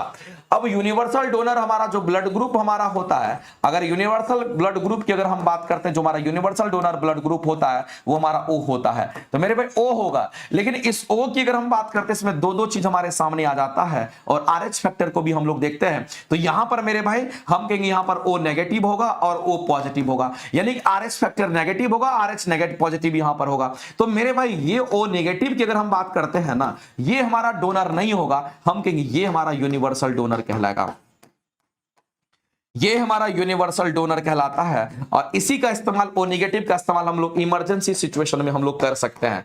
इसी का इस्तेमाल हम लोग यहां पर इमरजेंसी सिचुएशन की अगर हम बात करते हैं, इमरजेंसी सिचुएशन की अगर बात करते हैं, इसको क्योंकि ब्लड ग्रुप टेस्ट करने का समय नहीं है, तो इमरजेंसी सिचुएशन में मेरे भाई 1 यूनिट हम ब्लड की बात कर रहे हैं, 1 यूनिट आप ब्लड चढ़ा सकते हैं। ये इसको मेरे भाई डॉक्टर्स इसको सलाह देता है। अगर किसी का ऐसा होता है तो वैसी परिस्थिति में ओ नेगेटिव की बात करेंगे, ओ नेगेटिव मतलब RH नेगेटिव की बात करेंगे, ओ पॉजिटिव को हम लोग कंसीडर यहां पर नहीं करेंगे। तो ऐसी परिस्थिति मेरे भाई हम कहेंगे ओ नेगेटिव हमारा करेक्ट आंसर होगा, और इसी को हम लोग चढ़ा करके क्या करेंगे, तो जब तक में ब्लड की टेस्टिंग होगी तब तक में हम क्या करेंगे, उसी से उसका काम चलाना चाहेंगे, और 1 यूनिट ही उसका इस्तेमाल करते हैं। अगला मेरे भाई दे रखा है कि द्विबीज पत्री की बात करते हैं मेरे भाई। जो द्विबीज पत्री होते हैं उसको हम लोग उसको कहते हैं डाइकोट को द्विबीज पत्री कहते हैं। जितने भी हमारे डाइकोट होते हैं, डाइकोट हम उसको कहते हैं जिसके बीज 2 भाग में बढ़ जाते हैं। वैसे प्लांट मेरे भाई, वैसे प्लांट की जो पत्तियां होती है उसमें 3 लेयर होता है, एक लेयर ये, एक लेयर ये, बीच वाला पार्ट भी होता है। बीच वाले पार्ट को मीसोफिल के नाम से जानते हैं। तो वही आपसे पूछा गया है कि ऊपरी और निचली बाह्य त्वचा के बीच वाला पार्ट के बारे में पूछा गया, और बीच वाले पार्ट को हम लोग क्या कहते हैं, मीसोफिल के नाम से जानते हैं, ध्यान रखेंगे। आगे बढ़ते हैं मेरे भाई, प्रजनन के दौरान जो मूल कार्य का निर्माण हमारा होता है वो डीएनए कॉपी की बात करते हैं मेरे भाई। डीएनए से डीएनए बनना, जिसको रेप्लिकेशन के नाम से जानते हैं, हमारा यही होगा। आगे चलते हैं, अगला है कि प्रत्येक जनन कोशिका प्रत्येक युग्म से एक गुणसूत्र ग्रहण करेगी, और ये मातृ और प्रतिमूल की हो सकती है। जब 2 जनन कोशिका संलयित होती है तो वो जातियां स्पीशीज के डीएनए की स्थिरता सुनिश्चित करते हुए संतति के गुणसूत्र की समान संख्या को बहाल कर देती है। और मेरे भाई यहां पर एक लाइन लिखा हुआ है कि वंशागति की इस तरह की प्रणाली को हम लोग जो वर्णित किया गया है वो मेंडल के द्वारा किया गया है। तो मेरे भाई मेंडल के प्रयोग के द्वारा ये परिणाम है, और मेंडल ने मटर के पौधे पर एक्सपेरिमेंट किया था और उसी में, लेकिन उस समय उनको क्रोमोसोम को अगर के बारे में पता नहीं था, और उन्होंने क्या किया था मेरे भाई, क्रॉस करा करके F1 जनरेशन F2 जनरेशन के द्वारा उन्होंने बताया था कि कौन हमारे लंबे पौधे होंगे, कौन हमारे बौना पौधा होगा, या फिर इस तरीके से। आगे बात करते हैं मेरे भाई, कुछ जीवाणु की अगर बात करते हैं वो अपना भोजन संश्लेषण करता है। कुछ जीवाणु में मेरे भाई साइनोबैक्टीरिया की हम बात कर लेते हैं। कुछ जीवाणु में जो बैक्टीरिया हमारा है वो हमारा साइनोबैक्टीरिया है, और इसी साइनोबैक्टीरिया को हम लोग नीलहरित शैवाल के नाम से भी जानते हैं, या फिर इसी को आप शॉर्ट में इंग्लिश में बोल दीजिए कि इसको ब्लू ग्रीन अलगी भी हम लोग कह देते हैं। तो जो ब्लू ग्रीन अलगी होता है मेरे भाई, इसके पास अपना क्लोरोफिल होता है, और ये फोटोसिंथेसिस कर लेता है। इसलिए कुछ ही बैक्टीरिया मतलब हमारा साइनोबैक्टीरिया शामिल है उसमें, लेकिन मेरे बैक्टीरिया को छोड़ करके वही करेगा जिसके पास क्लोरोफिल होगा। तो क्लोरोफिल वाले हमारे कौन होंगे, तो हमारे सभी के सभी हमारे क्या होंगे, तो प्लांट वगैरह हरे पेड़ पौधे होते हैं। तो कुछ बैक्टीरिया में हमारा ये शामिल होगा, और अगर कुछ बैक्टीरिया में ये शामिल, तो इसके पास हम कहेंगे यहां पर क्लोरोफिल होगा, यानी क्लोरोप्लास्ट होगा। तो मेरे भाई इस जीवाणु में हरा पदार्थ जो हमारा हरित लवक के रूप में मौजूद होता है, इसकी बात करते हैं। अब यहां पर बात आता है मेरे भाई कि क्लोरोप्लास्ट की हम बात करते हैं। यहां पर कह रहा है कि इन जीवाणु में हरा पदार्थ जो हरित लवक कहलाता है मेरे भाई, यहां पर ध्यान रखेंगे इन जीवाणु में यहां पर हमारा कहेंगे क्लोरोफिल पाया जाता है। तो ये स्टेटमेंट तो हमारा पहला स्टेटमेंट तो हमारा सही है। एसर्शन में तो किसी को कोई दिक्कत नहीं है, एसर्शन तो हमारा कंप्लीट रूप से यहां पर सही है। एसर्शन की अगर हम बात करते हैं तो वो हमारा यहां पर क्या, तो यहां पर सही है। लेकिन रीजन की अगर बात कर लेते हैं, रीजन हमारा क्या कहता है, इन जीवाणु में हरा पदार्थ जो हरित लवक कहलाता है मेरे भाई, हरा पदार्थ यानी कहने लगा उसमें ग्रीन पिगमेंट हमारा होगा। हमको लगता है कि ये भी स्टेटमेंट सही होना चाहिए, एसर्शन रीजन दोनों सही होना चाहिए, एसर्शन रीजन सही होना चाहिए। और इन जीवाणु में हरा पदार्थ जो हरित लवक कहलाता है और यही भोजन का संश्लेषण में हेल्प करता है। तब तो मेरे भाई ए हमारा रीजन का सही व्याख्या भी कर रहा, तो हम लोग ए के साथ जाएंगे। वैसे इस क्वेश्चंस को मेरे भाई एक बार हम फिर भी चेक करेंगे, आप भी एक बार चेक करिएगा। मे भी हमको लगता है कि जीवाणु और लवक की बात कर रहा है, तो यहां पर थोड़ा सा कंट्राडिक्शन है, लेकिन एक बार फिर भी चेक करना। आगे चलते हैं, अगला क्वेश्चन देखते हैं कि नल को कितनी उंगली से खोलते हैं? 2 उंगली के सहायता से आप आसानी से खोल लेते हैं मेरे भाई, अथवा बंद भी कर लेते हैं। जैसे नल की बात करते हैं तो मेरे भाई नल को आप ऐसे खोलते हो, जब नल को आप ऐसे खोलते हो तो मेरे भाई दोनों उंगली से आप बल लगाते हो, और 2 बल होता है और उसी को हम कहते हैं बलयुग्म कहते हैं। तो मेरे भाई जैसे कि अगर हम नल को खोलते हैं तो वैसी परिस्थिति में हम क्या करते हैं, दोनों उंगली से हम 2 बल को यूज करते हैं, और बलयुग्म के कारण उसमें घूर्णन प्रभाव होता है, और घूर्णन के कारण वो खुल भी जाएगा और बंद भी हो जाता है, ध्यान रखेंगे। यहां पर हमारा कपल काम करता है। अगला कहता है एक ट्रक और एक कार की बात कर रहे हैं मेरे भाई, ट्रक और कार की बात कर रहा है, लेकिन दोनों समान गतिज ऊर्जा की बात कर रहा है। अगर मेरे भाई समान गतिज ऊर्जा की बात कर रहा है, यानी काइनेटिक एनर्जी की बात कर रहा है, ये हमारा ½ mv² होगा। अगर समान काइनेटिक एनर्जी है, इसका मतलब मेरे भाई अगर ये कांस्टेंट है तो मेरे भाई हम कह सकते हैं कि पूरा टर्म भी हमारा कांस्टेंट होगा। काइनेटिक एनर्जी अगर कांस्टेंट तो पूरा टर्म कांस्टेंट होगा। इसका मतलब है मेरे भाई हम ये कह सकते हैं कि उसकी गतिज ऊर्जा अगर एक समान है, इसका मतलब है कि उसका गति एक समान होगा, उसका द्रव्यमान भी एक समान होगा। अब कहता है मेरे भाई हम लोग यहां पर द्रव्यमान एक समान कैसे कह दिए, क्योंकि मेरे भाई गतिज ऊर्जा अगर एक समान है, अगर काइनेटिक एनर्जी एक समान है, इसका मतलब द्रव्यमान वेग भी समान होगा, हम कहेंगे द्रव्यमान भी एक समान होगा। अब ऐसी परिस्थिति में कहता है कि उन्हें रोकने के लिए अगर सामने से अगर आप समान बल अगर लगाते हैं तो मेरे भाई जो रोकने के लिए समान बल लगाइएगा, समान गति और समान द्रव्यमान वाले को जब आप समान बल अगर लगाते हैं तो दोनों समान दूरी पर चल करके रुकेगा। इसका मतलब है मेरे भाई यहां पर हम कहेंगे दोनों क्या होगा, कहेंगे दोनों ही ठहरने के पूर्व, दोनों ही ठहरने के पूर्व एक समान दूरी ही तय करेगी, जो उसका वेग भी समान, उसका द्रव्यमान भी समान। क्यों? क्योंकि उसकी गति ऊर्जा एक समान थी, ऐसा इसलिए क्योंकि और एक समान बल लगा करके रोक रहे हैं। तो मेरे भाई इस क्वेश्चन के आंसर आप आसानी से कर सकते हो, कोई बहुत बड़ा चीज नहीं है कि आप आंसर नहीं कर पाओगे, एकदम यही रीजन है और इसी तरीके से हम लोग को आंसर भी करना है। आगे बढ़ते हैं मेरे भाई, कौन सा प्लेनेटरी बॉडीज की बात कही जाती है, और आपको ध्यान रखना है मेरे भाई इस पर क्वेश्चंस भी आपको बीपीएससी कई बार पूछ चुका है। तो प्लेनेटरी बॉडीज के जब अगर बात करते हैं तो मेरे भाई ये जो नियम दिया है ग्रहों के गति के जो नियम दिए कैपलर ने दिया है, और ग्रहों की गति के कैपलर ने 3-3 नियम दिए। कितने नियम दिए मेरे भाई? तो 3-3 नियम दिए हैं। उनका ये कहना है मेरे भाई, अगर कैपलर की थोड़ा सा हम बात कर लेते हैं तो आप एक बात जान लीजिए मेरे भाई, अगर हम यहां पर कैपलर की बात करते हैं, जो हमारा कैपलर्स लॉ होता है इसकी अगर बात करते हैं, इसमें पहले नियम की अगर हम बात करते हैं मेरे भाई, तो पहला नियम इसमें कौन सा होगा, कहेंगे हमारा कक्षीय नियम होता है। पहला नियम कैसा होता है, कहेंगे यहां पर हमारा कक्षीय नियम होगा। और दूसरे नियम की अगर हम बात करते हैं मेरे भाई, तो ये हमारा क्षेत्रीय नियम होता है। तो एक हमारा कक्षीय नियम होगा और दूसरा हमारा क्षेत्रीय नियम होगा, और तीसरे की बात करते हैं तो तीसरा हमारा यहां पर आवर्तकाल का नियम होता है। ये बात आपको ध्यान रखना है, तीसरा यहां पर आवर्तकाल का नियम होता है, ये भी आपको ध्यान रखना, ये आवर्तकाल का नियम हमारा होगा। अब मामला ये है कि अगर कक्षीय नियम की बात करता है तो इनका ये कहना है कि अगर मान लेते हैं कि हमारा ये कोई भी सैटेलाइट या कोई भी ग्रह या उपग्रह अगर घूमता है तो मेरे भाई वो हमारा सूर्य के चारों तरफ घूमेगा, लेकिन सूर्य कहां पर होगा, तो मेरे भाई सूर्य यहां पर उसके पहली फोकस पर होती है। और कोई भी ग्रह या उपग्रह अगर घूमेगा तो मेरे भाई ये जो पाथ हमारा इस तरह से अंडाकार पाथ बना हुआ है, ये पाथ हमारा कैसा होगा, तो आपको ध्यान रखना है कि ये पाथ, ये कक्षा हमारा, ये पाथ कैसा होगा, कहीं अंडाकार होगा। ये पाथ हमारा अंडाकार होगा, इसी को हम लोग इलिप्टिकल पाथ के नाम से हम जानते हैं। इसी को हम लोग क्या कहते थे यहां पर, इलिप्टिकल पाथ के नाम से जानते हैं। ये इनकी पहला इनका कहना था। क्षेत्रीय नियम की अगर बात करते हैं मेरे भाई, तो आपको ध्यान रखना जो क्षेत्रीय नियम इसका द्वितीय नियम होता है, ये याद रखना मेरे भाई, ये आपको इस पर भी क्वेश्चन हमारा यहां पर निकल करके आता है, और ये कोणीय संवेग संरक्षण पर आधारित होता है। ये क्वेश्चंस मेरे भाई कई बार पूछा गया है और इसलिए इसको ध्यान रखिएगा, ये हमारा कोणीय संवेग संरक्षण पर आधारित होता है। एक लाइन में आप जान लीजिए, ये कोणीय संवेग संरक्षण पर हमारा आधारित होगा। इस बात को एकदम जरूर याद रखिएगा, क्योंकि एग्जाम में यही लाइन आपको पूछता है। केपलर का द्वितीय नियम ये बोलेंगे, केपलर का पहला नियम ये बोलेंगे, केपलर का तीसरा नियम ये बोलेंगे, नाम से भी पता रखना है। क्षेत्रीय नियम में उनका कहना था मेरे भाई, अगर अगर टाइम समान लगेगा एक जगह से दूसरी जगह जाने पर, अगर मान लेते किसी भी हमारा सैटेलाइट या हम कहेंगे यहाँ पर इस तरीके से ग्रह या उपग्रह को, तो कहेंगे एरिया भी हमारा समान ट्रेवल करेगा। वैसे केस में हम लोग कहते हैं एरियल वेलोसिटी हमारा कांस्टेंट हो जाता है। तो मेरे भाई आप ध्यान रखेंगे इसके लिए जो एरियल वेलोसिटी हमारा dA/dt होता है, ये वैल्यू हमारा कांस्टेंट होगा। और इनका कहना है मेरे भाई क्या, तो चलो हम यहां पर थोड़ा बता देता चाहते हैं। एक्चुअली में हम लोग देखते हैं तुम्हारा कैसा होगा, कहेंगे यहां पर मान लेते हैं कि ये इलेप्टिकल पाथ में गति कर रहा है और यहां पर इसके हम कहेंगे एक फोकस पर तो हमारा सूर्य होता है।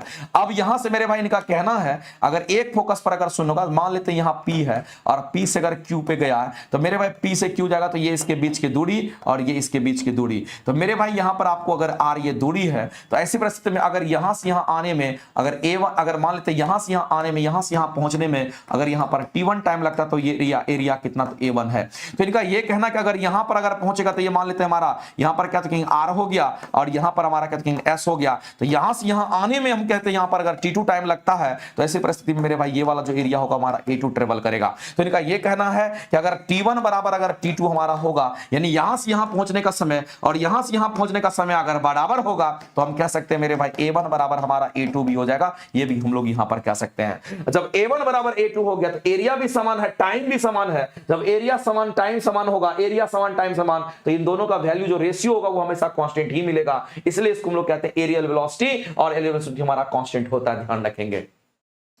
और आवर्तकाल के नियम की अगर बात करते हैं तो मेरे भाई आवर्तकाल किसको कहते हैं, यहां से चलना शुरू किया, जैसे कि आप यहां पर देख रहे होंगे हमारा यहां पर ग्रह है। अगर ये ग्रह हमारा यहां से चलना शुरू करेगा तो जाहिर सी बात है यहां से चल करके यहां पर पहुंचेगा। अगर जहां से चलना शुरू किया वहीं पर पहुंच गया तो इसका आवर्तकाल कंप्लीट होता है। और ये आवर्तकाल हमारा क्या होता है, हमारा यहां पर T² की हम बात करेंगे, समानुपाती इनके बीच की दूरी का हमारा होगा। मान लेते ये R है, इनके बीच के दूरी के क्यूब का हमारा समानुपाती होता है।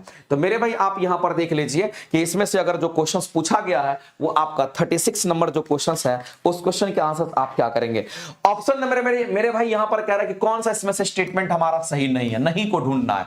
एक ग्रह का ग्रहपथ दो केंद्र बिंदुओं में से एक पर हमारा सूर्य होगा, तो मेरे भाई पहली फोकस पर सूर्य होता है, तो पहली फोकस यहां पर है और दूसरी फोकस यहां पर होता है। तो याद रखना पहली फोकस पर सूर्य होता है, ये कोपरनिकस ने बताया था। तो ध्यान रखना एक ग्रह के ग्रहपथ की अगर हम बात करते हैं, दो केंद्र बिंदुओं में से एक पर हमारा सूर्य के साथ हमारा अंडाकार होता है, इलिप्टिकल होता है, ये बात हमारा बिल्कुल सही है। और ये उनके हमारा केपलर के पहले नियम में आता है। एक ग्रह और सूर्य को जोड़ने वाली रेखा, एक ग्रह और सूर्य को जोड़ने वाली ये रेखा जिसको हम लोग R से दिखा रहे हैं मेरे भाई, अब कहता है कि जोड़ने वाली रेखा खंड समय के बराबर अंतराल के कारण बराबर अंतराल के दौरान बराबर क्षेत्रफल बनाती है। अगर समय अगर बराबर लगे, यहां से यहां का समय, अगर यहां से यहां का समय अगर बराबर अगर लगता है, ये जो इतना एरिया ट्रेवल करेगा उतना ही एरिया ट्रेवल करेगा, यानी कि समान समय में समान क्षेत्रफल ट्रेवल करेगा। मेरे भाई वही स्टेटमेंट हमारा है, ये भी स्टेटमेंट हमारा यहां पर करेक्ट हो गया। तीसरा देखते हैं, कक्षीय अवधि की बात कर रहा है, तो मेरे भाई कक्षीय अवधि मतलब आवर्तकाल की बात कर रहा है। कह रहा है कि कक्षीय अवधि में ग्रह के द्रव्यमान पर निर्भर करता है। मेरे भाई एक बात आप बता दीजिए कि जो ऑर्बिटल वेलोसिटी, चूंकि कक्षीय अवधि अगर बोला है, यानी कि आपसे यहां पर कक्षीय अवधि की अगर बात कर रहा है, तो आप देखिए मेरे भाई जो कक्षीय अवधि हमारा, चूंकि अवधि का मतलब आवर्तकाल होता है, ये हमारा टाइम पीरियड की बात कर रहा है। क्या ये टाइम पीरियड में कहीं भी द्रव्यमान का रिलेशन है क्या, तो मेरे भाई ये द्रव्यमान पर कह रहा है कि निर्भर करता है, हम कहेंगे बिल्कुल भी नहीं करेगा, और जो गलत है वही आंसर करना था, इसीलिए हम लोग करेंगे आंसर। तो मेरे भाई यहां पर कक्षीय अवधि बोल दिया, इसका मतलब मेरे भाई यहां पर हम कहेंगे आवर्तकाल की ही बात कर रहा। इस तरीके से आप आंसर्स को सोच करके करोगे। आगे बढ़ते हैं और अगला क्वेश्चन हम लोग यहां पर देखते हैं। कह रहा एक ही पदार्थ के अणुओं के बीच लगने वाले जो आकर्षण बल होते हैं, मेरे भाई हम सभी लोग जानते हैं कि सेम पदार्थ के बीच में जो आकर्षण बल होता है उसको हम लोग सहसंयोजक बल के नाम से जानते हैं, जिसको हम लोग कोहेसिव फोर्स कहते हैं। और डिफरेंट मॉलिक्यूल्स के बीच में जो बल लगता है उसको हम लोग एडहेसिव फोर्स के नाम से जानते हैं। आगे बढ़ते हैं मेरे भाई, अगला क्वेश्चन हमारा कहता है कि पारा की दो बूंदें जब संपर्क में आती है, तो मेरे भाई पारा की जो बूंद दो संपर्क में, हमेशा याद रखना कि पारा की बूंद गोलाकार होती है। पारा की बूंद अगर गोलाकार होती है किसके कारण मेरे भाई, तो हम कहेंगे यहां पर पृष्ठ तनाव के कारण। और दूसरी बात मैं आपको कहना चाहता हूं कि पारा की बहुत सारी बूंदें मिलकर के अगर बड़ी बूंद का निर्माण करती है, इसका मतलब उसका पृष्ठ तनाव बहुत अधिक है। और पृष्ठ तनाव हमारा बहुत अधिक होने का कारण है कि पारे के अंदर जो स्वसंयोजक बल होगा समान समान मॉलिक्यूल्स के बीच में, वो काफी मजबूत होगा। अगर स्वसंयोजक बल अगर मजबूत होगा तो हम कहेंगे यहां पर पृष्ठ मजबूत होगा, क्योंकि पृष्ठ तनाव हमारा स्वसंजक बल के कारण आता है। अगर स्वसंजक बल मजबूत होगा तो पृष्ठ तनाव मजबूत होगा, और पृष्ठ तनाव अगर मजबूत होगा तो मेरे भाई वो हमारा गोलाकार तो बूंद बनाएगा, लेकिन नीचे में बहुत कम एरिया कांटेक्ट में हमारा होगा। तो मेरे भाई ध्यान रखना, ऐसे केस में न्यूनतम पृष्ठीय क्षेत्रफल बनाए रखेगा, क्योंकि इसका हम कहेंगे यहां पर पृष्ठ तनाव अधिक होता है। किसके कारण? तो कहेंगे यहां पर हम पृष्ठ तनाव की अगर बात करते हैं ये अधिक होगा। और पृष्ठ तनाव अधिक क्यों हो रहा है? तो मेरे भाई यहां पर हम कहेंगे इसके दोनों के मॉलिक्यूल्स के बीच में जो हमारा सहसंयोजक बंधन की हम बात करते हैं, सॉरी यहां पर हम किसकी बात करेंगे मेरे भाई? यहां पर हम बात करते हैं यहां पर स्वसंयोजक बल की हम बात करते हैं। यहां पर हमारा जो स्वसंयोजक बल होगा, ये जो स्वसंयोजक बल होगा ये कहीं ना कहीं हमारा मजबूत होगा, ऐसा इसलिए। लेकिन एक रिलेशन आपको जरूर याद रखना चाहिए कि वर्षा की बूंदें गोलाकार होती है तो कहेंगे स्वसंयोजक बल, सॉरी वर्षा की बूंदें गोलाकार होती है तो पृष्ठ तनाव के कारण, और पृष्ठ तनाव किसके कारण आता है तो कहेंगे स्वसंयोजक बल के कारण। याद रखना मेरे भाई, ये क्वेश्चन आपके एग्जाम में आता है, चाहे वर्षा की बूंद बोल दे, चाहे पानी की बूंद बोल दे, चाहे मेरे भाई अगर आपसे यहां पर क्या कहते हैं, यहां पर अगर आपसे बात करा पारा की बूंद बोल दे, ये सब मेरे भाई अगर गोलाकार हो रहा है तो समझ लेना वहां पर पृष्ठ तनाव के कारण, या फिर पृष्ठ तनाव किसके कारण तो कहेंगे स्वसंयोजक बल के कारण होता है। तो ये सारी बातें आपको यहां पर ध्यान रखनी थी। आगे चलते मेरे भाई, हीट बजट जो हमारा होता है उष्मा संतुलन की बात करते हैं। तो उष्मा संतुलन हमारा क्या होता है मेरे भाई? याद रखना ये डेफिनेशंस ही आपको यहां पर पूछा गया है कि पृथ्वी द्वारा अवशोषित आपतित उष्मा, मेरे भाई कहने वाला सूर्य से आने वाले जो भी उष्मा हमारी पृथ्वी पर आए उसका जो अवशोषण हुआ, और अवशोषण के बाद कह रहा मेरे भाई विकिरण के रूप में यानी कि उत्सर्जन के रूप में बाहर जाने वाली उष्मा के बीच में जो संतुलन होता है उसी को हम लोग क्या कहते हैं यहां पर हीट बजट के नाम से हम लोग जानते हैं। जितना आया और जितना निकला उन दोनों के संबंध को हम लोग हीट बजट के नाम से जानते हैं। आज का ये लास्ट क्वेश्चन है, कह रहा मेरे भाई किसी दिए गए पदार्थ के तार की लंबाई कितनी है तो L दे रखी है, और प्रतिरोध कितना है मेरे भाई तो R दे रखा है। कह रहा कि उसी पदार्थ से निर्मित, यानी कि पदार्थ में कोई परिवर्तन नहीं हो रहा है। जब पदार्थ में कोई परिवर्तन नहीं होगा मेरे भाई तो उसके रेसिस्टिविटी में कोई परिवर्तन नहीं होता, तो कांस्टेंट हो जाएगा। अब कहता है कि पहले वाले तार की तिगुनी लंबाई कर दी जाती है। तो मेरे भाई तार की लंबाई जो होगी यानी कि बाद की लंबाई पहले वाले तार की लंबाई का कितना तो कहेंगे तिगुना कह रहा है, और दोगुने अनुप्रस्थ काट का क्षेत्रफल कह रहा है, यानी जो A2 होगा मेरे भाई ये हमारा यहां पर 2A1 कह रहा है। तब कहता है कि अगर ऐसा करते हैं तो उस तार का प्रतिरोध बताइए। अगर सिंपल अगर हमारा पहले वाला केस देखेंगे तो रो L अपन में मान लेते हैं हमारा A हो गया। अब मेरे भाई हमारा रेजिस्टेंस का वैल्यू बढ़ेगा क्योंकि प्रतिरोध इसमें तो कोई अंतर नहीं कर रहा है, लेकिन लंबाई को कितना कर रहा है मेरे भाई तो पहले की लंबाई का यहां पर 3L कर दिया, और एरिया को कितना कर रहा है मेरे भाई तो कहेंगे यहां पर जो एरिया है उसको 2A कर दिया। अब इसको सिंप्लीफाई कर लीजिए आप, यहां पर रो और L अपॉन में A कर लीजिए, और रो L अपॉन में A करेंगे यहां पर 3/2 लिखना पड़ेगा, और रो L अपॉन में A जो है ये हमारे R के बराबर है, इसका मतलब ये हमारा R हो गया और ये 3/2 हो गया। तो R डैश हमारा जो होगा वो हमारा कितना तो कहेंगे यहां पर 3R/2 हमारा हो जाएगा। और ऐसी परिस्थिति में इस क्वेश्चन का आंसर हम लोग यहां पर A ऑप्शन यहां पे राइट करेंगे। तो मेरे भाई आज का जो डिस्कशन है 40 क्वेश्चन का आपका यहां पर एंड होता है। मुझे लगता है कि आप सभी लोग अगर लगातार मेरे भाई अगर इस तरीके से अगर जुड़े रहिएगा तो आप सभी लोगों को बहुत बेनिफिट होगा। आज के लिए बहुत बहुत धन्यवाद, मिलते हैं हम लोग फिर अगले डिस्कशन में। Thank you very much. और आपको कल कितने बजे लाइव आना है? रात के 9 बजे आपकी टाइमिंग हो गई है, रात में 9 बजे हमारे साथ आइए, जुड़िए और साइंस के डेली 40 क्वेश्चंस को करके जाइए। ठीक है, थैंक यू वेरी मच। मिलते हैं हम लोग फिर अगले डिस्कशन में, यानी कल रात के 9 बजे। ठीक है, धन्यवाद।